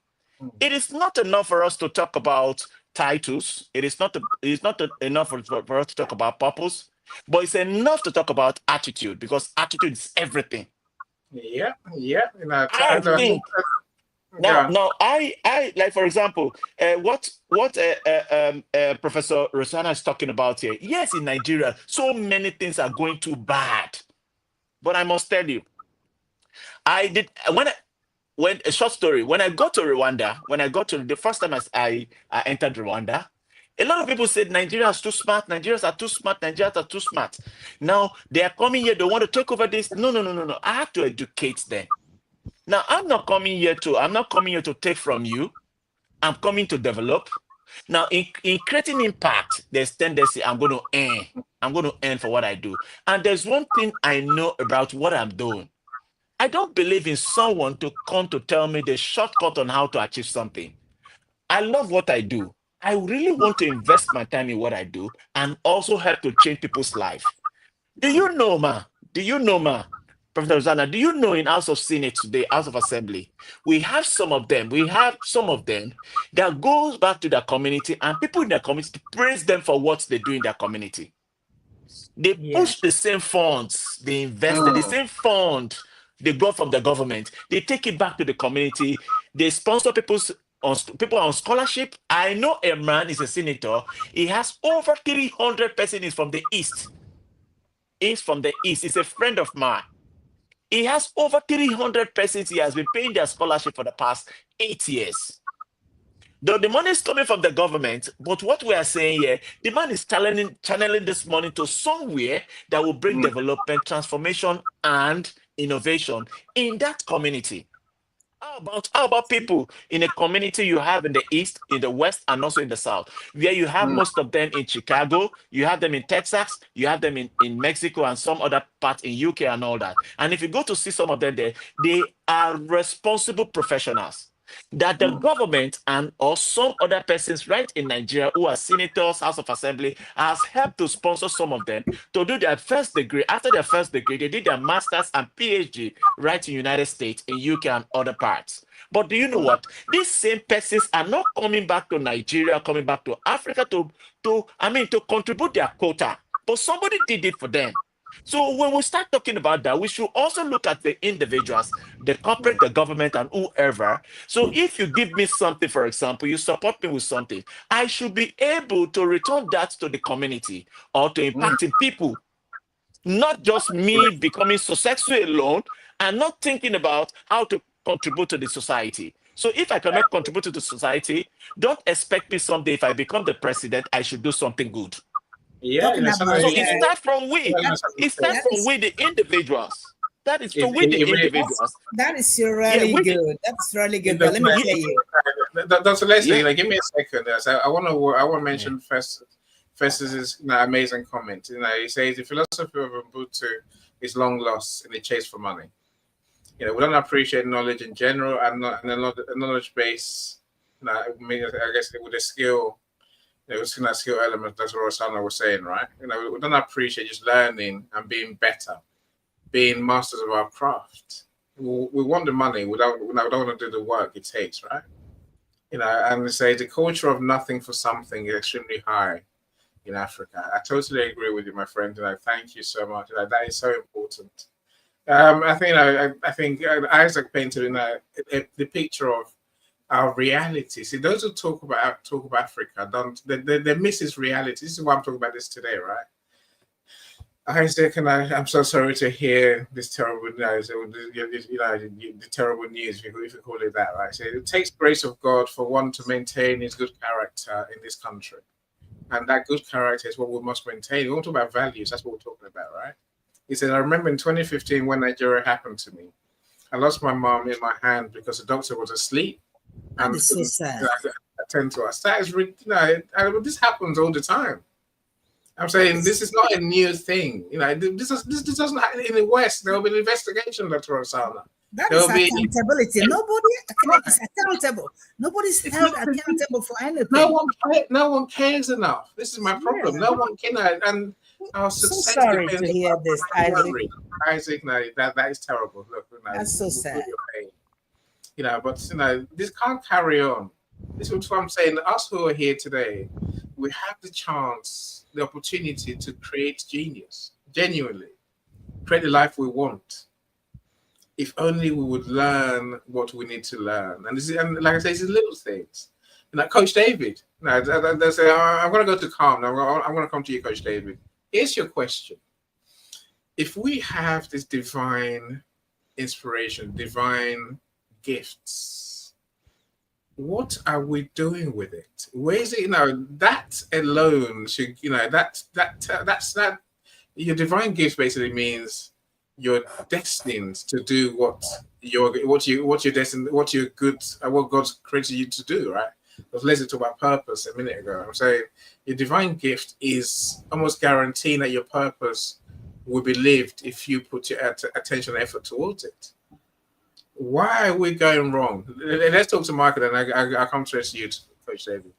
Mr. Calm, talk to us. You listened for a good while. Are you still there? Yes, I'm still here. Are you there? What say you, my friend? You know, what are you thinking now? Well, We're going to the end.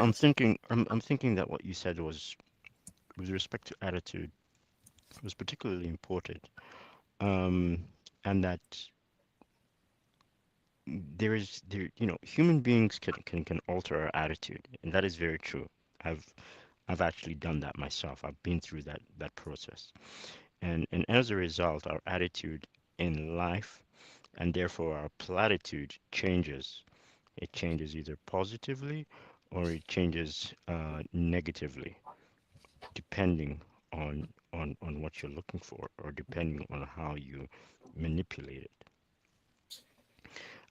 The other thing is that our attitude is full of, as Africans, our attitude is full of inferiority complex. Inferiority complex. In other words, the attitude we claim to have is self-defeating, and therefore we continue chasing poverty. That is what I'm seeing, is that we have attitude, but that attitude is full of inferiority complex, and it is therefore self-defeating. I agree with you, my friend. And I agree with you. And I think that it also goes with what Festus is saying, where our love for money, our love for chasing money. You know, it was said earlier, and you know, maybe some missed it, but you know, to sell many people will sell anything for money. They will give your family, of course. You know, everything that you can think about. You know, literally. You know, when That we goes can't be back. the people. That can't be our attitude. That can't be our way of life. That can't be our way of being. You know, That we goes back must. to our value system. You know, Yes. what we have to reconfigure ourselves to stay away from money and value, and change our value system away That, from money. It is not. It is not what we need. Don't stay away from money. You know, you and I always have this conversation, Mike. But don't stay away from money. Money is not the problem. It's our love for money. It's our attitude. It's our love for money. It's not money. Money is not the problem. We cannot go without money. We can help more people. We can help ourselves. We can help more people. But if we're willing to sell our granny for $1 or $2 or $10, whatever much you want to put it on, I'm saying that's crazy, right? That's just crazy. That's ridiculous. Yeah, but what I'm suggesting is that where our value system is more geared towards chasing money, and it's a choice we make. That is not what we should be chasing. It's a choice we make, surely. Yes, it is a choice that we make, and it is wrong. Look, I'm with you. I'm with you. Look, I think in the way I agree with you entirely. We can't be chasing money. That's not making our society a better place. Making our communities better, happier, more prosperous. We rise together, not I rise and everyone else is a competition. They're not. Absolutely. Safi said, I don't know about that. No, because I've come of some prideful Africans. Prideful, yes, of course, Safi. Whether they have the heart to help everyone rather than help themselves, or their handful of whether Kosher mentioned, whether they help the community, whether they're helping the friends, as Dr. Leslie mentioned.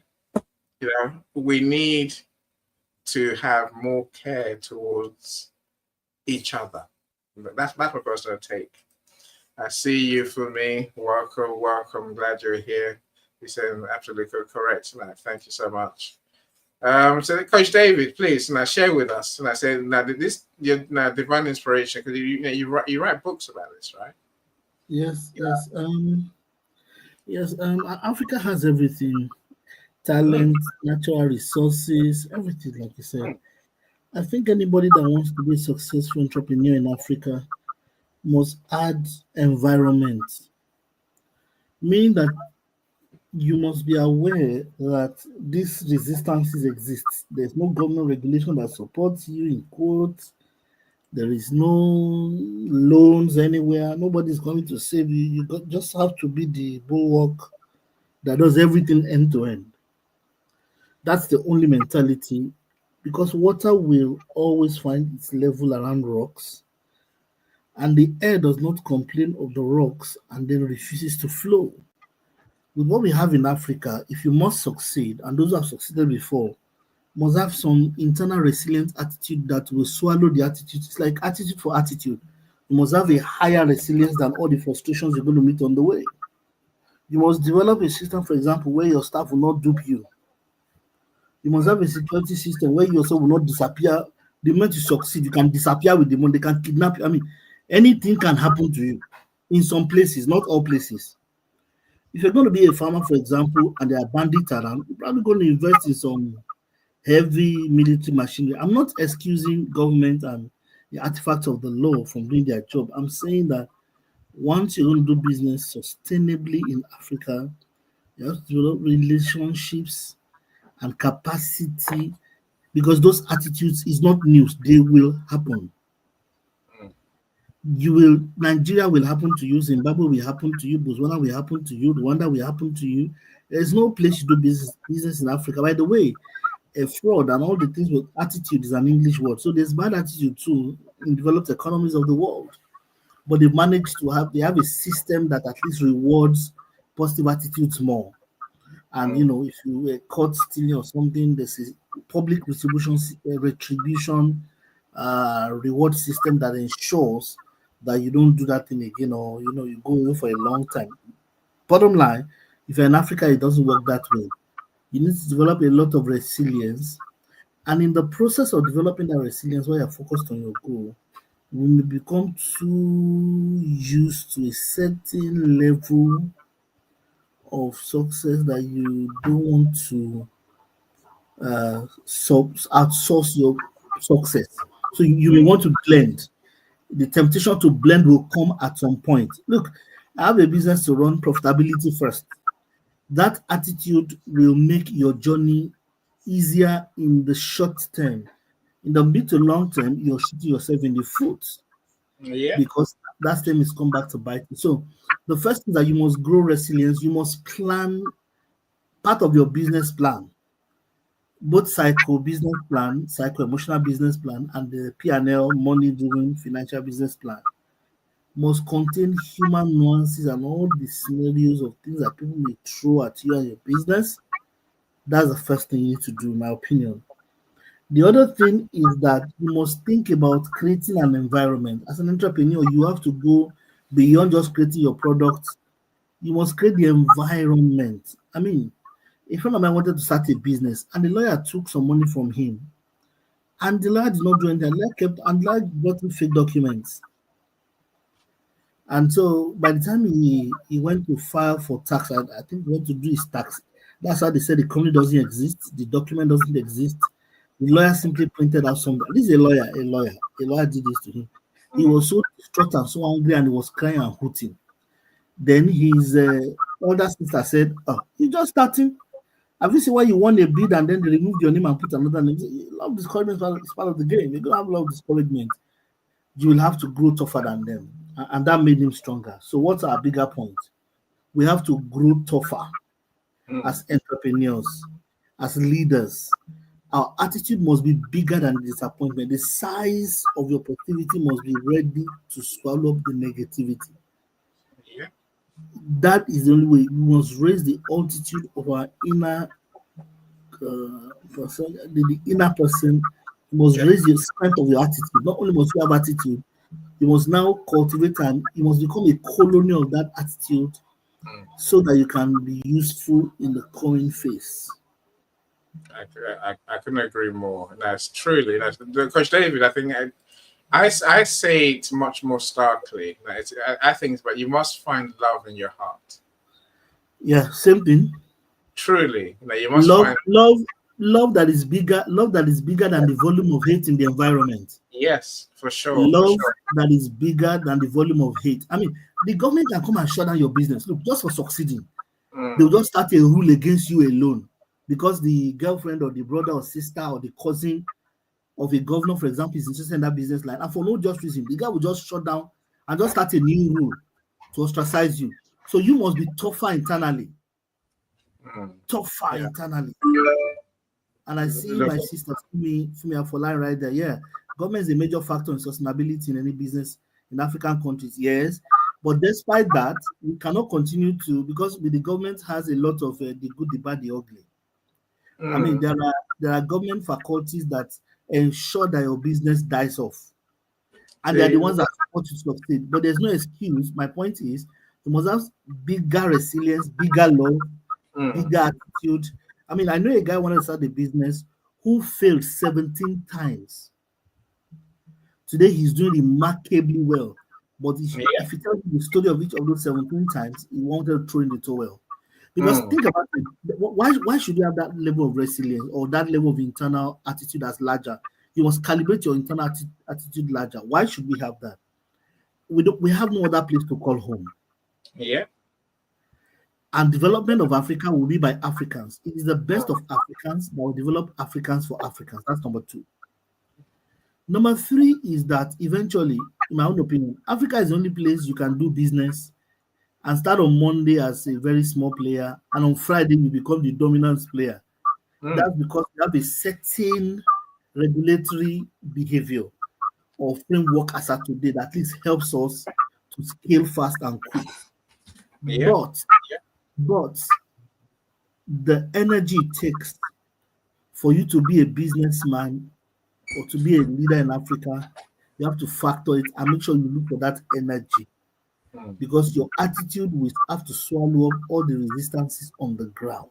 The book stops at my concluding thoughts. Every empire rises or falls according or in direct proportionality to the strength of the emperor. If the soul of the emperor is large, enough, the enterprise will begin to increase at the fringe or the edges. If the soul of the emperor is low or small, meaning he's unforgiving, is bitter, is angry, the empire begins to wane around the edges gradually and reduce and shrink to the size of the belief in the soul of the emperor. So we need not only do we need attitude that is big enough to swallow up other wheels of attitudes that you need to. Is my opinion. I hear you. Look, I mean, let's end with Isaac's question. Amazing question, a truly fantastic question. He says, "Is it possible for one with a good attitude to grow in a corrupt country, or one with a bad leader?" Yes, it is, and I can give you case studies. Look, go for it, Dr. Rosanna. We were this corrupt, in quotes, when MTN came to town. I was opportune to see the MTN, the first call on the MTN network. I was opportune again to see the first call on Glow. Look, as whatever adjectives you want to label the economy, Chief Mike Adenuga is doing well today. When the going gets tough, is stuff that gets going. We can cry and hoot all we like and shout all we like, but there are also the success stories. And I can give you industry by industry. At the end of the day, are we going to say because it's a hard terrain, we're going to throw in the towel? No. It doesn't matter who the leader is. Yeah, I know all the things you like to say. Oh, they're not in every environment. Oh, they can shut down your business. Oh, they're not like, no, excuse me, that's all we have now in front of us. That's our project. And let me just throw this last thought. The current president does not have more than 25 years. I mean, God Almighty, make him live as long as he wants. Nobody has a register of people's exit date of the planet. But Annie, you probably most likely, although I know you are also close to our ancestors, but seriously, you're close to our ancestors. Between Kam and I know we will still, but on a more serious note, you have longer to live than the president. You have a higher stake. Kam and I also have longer to live. Professor Roxana has longer to live than the president. Yeah. What's my point? We can't allow these old men to keep narrating our stories. I agree. We can't allow them to keep shaping our future and then we just throw in the towel. We must have a large heart and we must fight on the ground. There are still people who you can work with. There are still Africans who want to cause a change. That's my last thought. Thank you. No, thank you so much, my friend. Can I Dr. chip in? Roxana, feel free. Yeah, of course. They said take your time, answer the question as best you can. I'll share it again. I agree with you, David.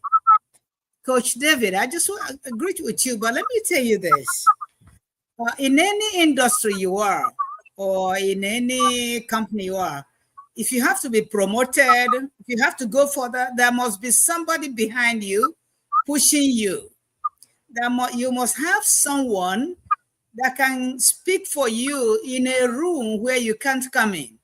That is so true. So if some people are progressing in Africa, the people who are doing very well, then they have the wherewithal to progress.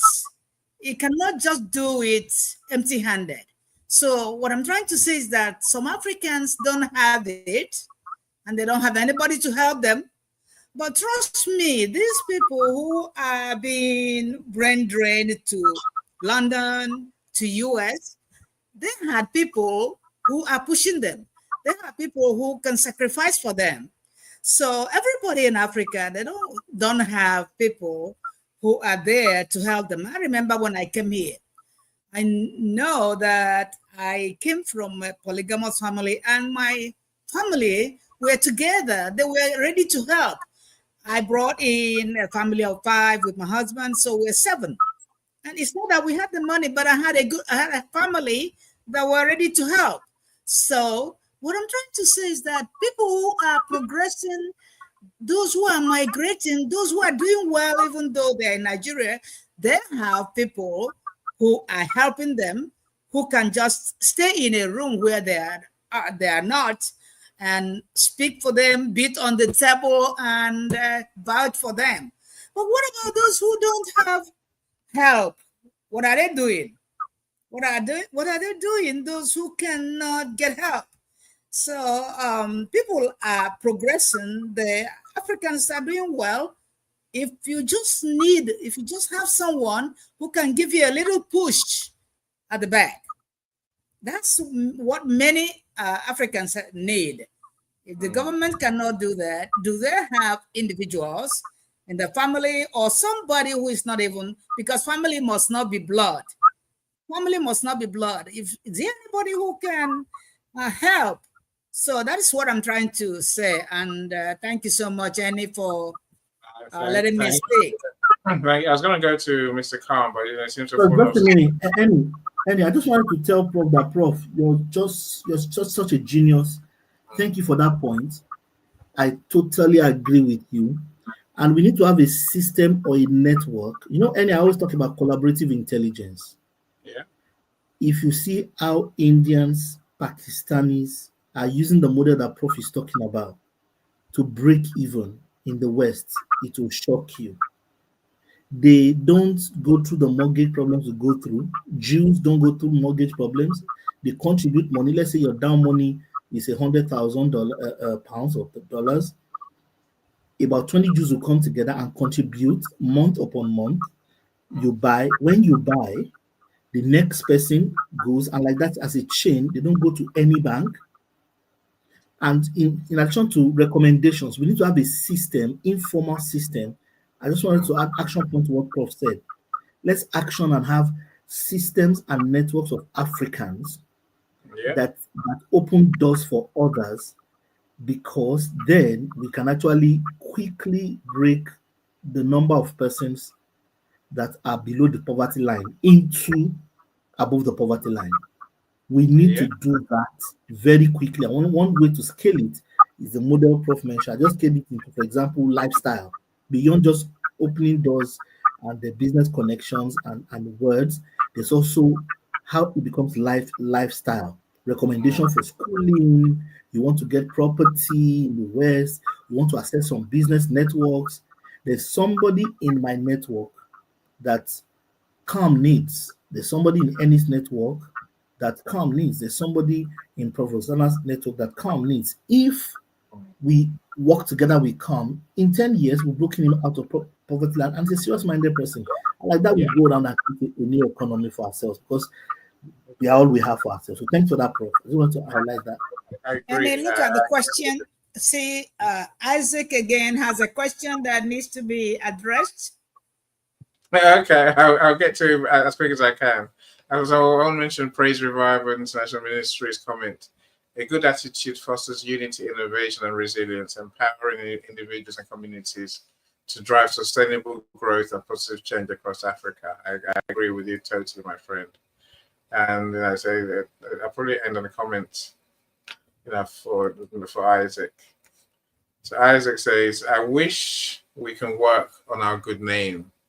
If the leader can help, we get to work from outside Nigeria as a freelance, but at the moment, they hear you in Nigeria or from Nigeria, they have a different thought, different attitude towards Nigerians." It's a challenge, right? It's a challenge. Yeah. It's a genuine challenge. It's but I think we give to ourselves, unfortunately. Yeah. I was telling my son the other day, he's 16. I'm like, look, my son, you have your family name and you only have one, right? And make sure you look after it. He's like, what do you mean? I'm like, protect it, because it's going to go with you for the rest of your life and beyond. You look after it. In other words, think what you do the right things. We talked a lot about our values. I'm saying, think about what you're doing every time. Don't go and kill our name by doing terrible things. Don't go and rubbish our name by chasing the wrong things. I'm saying, whether chasing women or to chasing money. I'm saying that's not it, right? Do what's going to make our family proud. That's what your name is. So I see what you're referring to there, Isaac, for sure. Annie, and that's a very and that's a very strong one. Sorry, I'm cutting to you again. That's a very strong one. One of the sad things about Africans, again, that I'm not happy about, is that our value systems have not survived our migrations, both at home and abroad. This statement you just said now was a standard operating procedure statement of my dad and mom anytime I came back home. Once I turned 16 and I was going to a place where they will not be with me, university, campus, everything, they will always call me. Say, I kept a good name for you. I've never been before a judge, never been to court for anything evil. To witness in a case, yes, but not because I stole something or I did something. I didn't do anything. Your grandfather, you can see him. You see how society greets him. You see how everybody loves him. Your great grandfather was like that. You are next in line. That name is a lot of title. You will not do anything to frustrate that name. If they say there was riot somewhere, my son or daughter will not be in the room. In fact, you are so far away from the place, and there was no negotiation. Now you see people on social media today say things, and you're wondering, and it's their full name, their first name, middle name, and surname. You can even see brother listed on the person's profile, or sisters listed on the young man or woman's profile. You're wondering, is there no relative of this person on social media? You cannot be like this. Now, is there? I don't know. We westernized in Africa. We started. We stopped being communal. I mean, when I was younger, if you did something in school, the news got home before you, and your parents, the society was looking at you. But somewhere along the line, it's getting fragmented. The Indians still have it. The Pakistanis and Lebanese still have it. They have systems where they meet every Friday, area by area. In the whole of Essex, there's a place they meet. You have them all over Manchester. They have communities and clusters where they meet. They know who you are. Once you are Pranita or Pranjiv or Sanjeev, it's a system that brought you into the country. There's a system to help you stabilize. In fact, who you will marry probably has been predetermined. That's an excess of it, in my opinion, but at least it works for them. And your job and everything you're going to do. So what you just mentioned now, that small thing you said, that training is part of the Ubuntu system. We gave you a name. You will not do anything to fragment or reduce the value, the capital of that name. That is an example of a fabric and a story that we need to pass down as Africans as part of our cultural identity, because it exists in Igbo land. I mean, the first thing they say when I was growing up was, who is your dad? Who is your mom? Gradually, we moved into what can you do? But at the end of the day, we are finding that values are being eroded. People are doing things on social media. They're wondering, are you sure this? And that fits the white man's narration. When something evil happens, he's a black angry man. If he does something good, he's a Briton. but if he does something very negative, he's a black African who is disturbed or distressed. Anyway, thanks for that. It just reminds me of that value system. If it's a fraudster, it's Nigerian, clearly. That's just how it goes around here. No, but look, I think we're saying the same things, my friend. It comes down to, what Coach David just said. It's about love for ourselves, for our families, for our communities. For me, I see what you say. Indians have a strong support system in place, highly commendable. We can have a strong support system, but we must be better people, better attitude, more caring, more keen to use that divine powers that we have. You can't miss the divine powers. As Coach David writes big books about your divine gifts. But part of your divine gifts is simply to make the world a better place. That's what God is. That's what God tells you. That's what God wants you to do. Because we're here in His image, don't forget, right? I'm not religious at all. I'm just saying to you my understanding from reading Coach David's book. We're here to make the world a better place. Let's do what it takes. Let's do what it takes. And I say, Isaac, I say, of course, Praise Revival International Ministry, thank you for your amazing comments. You're a strong man, Isaac. I read about your story in blogs, and I experienced your greatness in Port Harcourt, watching you on TV. Stay strong to your good character, my friend. Again, character. If you're in business, my friends, even if you work for someone, your character is everything. Yeah. Your mindset, your attitude. Love what you're doing and aim to do it so well Aim to be a master of your craft. That's love, true love for yourself, for those you serve. The money will come. The money is not our problem. The problem is that we don't have in our hearts enough to truly move mountains. Those who do move mountains. And it's funny how in the diaspora we suddenly develop a heart. That's this is our conundrum, my friends. Look, and I'll come back in a couple of weeks' time, and I do want to start talking about this thing. What is the African way? Is there one? Ubuntu is long. I think that I agree with you, Isaac. That's long gone. That's forgotten, right? But I'm sure, as Coach David was saying, there's elements from it that we can still make our own, make our way, our future, right? We have to, otherwise, no matter how much we learn, no matter how good we are, if we have no values, if we have no principles, the world just going to ignore us because there's nothing different about us. It's those principles that make us truly different. I challenge all of you here today. Go and define what your way is. And then and come and share it with us. Let's start that movement Coach David talked about. Let's start the movement of us rewriting our narrative, taking on the institutions and creating the systems that we need. I thank you all who spent your time with us. I thank you all who've given us your time. Those who come on stage, I love you more than anything else. I really do. Yeah, I do, right? Festus, of course, thank you so much. And everyone else who's given us, Superwoman Margaret, I truly appreciate you spending your time with us as well. Look, maybe more importantly, please go to the comments section and connect with each other. Connect with us. Let's meet. Let's see what we can. Let's see what you do. Let's see what we do, and let's see how we can work together. All the things we talked about only work when we actually do talk, right? Now let's talk. So thank you so much, Prof. You're a star. Coach David, you're a star. Of course you are. And Michael. Thank you so much. Appreciate you. Thank you all, everyone. Look, enjoy your evening. I've got a couple of shows tomorrow, but I'm sure I'll invite you, my friends. You take care. Take care. Bye, okay, everyone. thank you. Every step forward is a new beat to your drama. She's success with Global.Media.com and celebrate it with or without champagne or rum. She's success with Global.Media.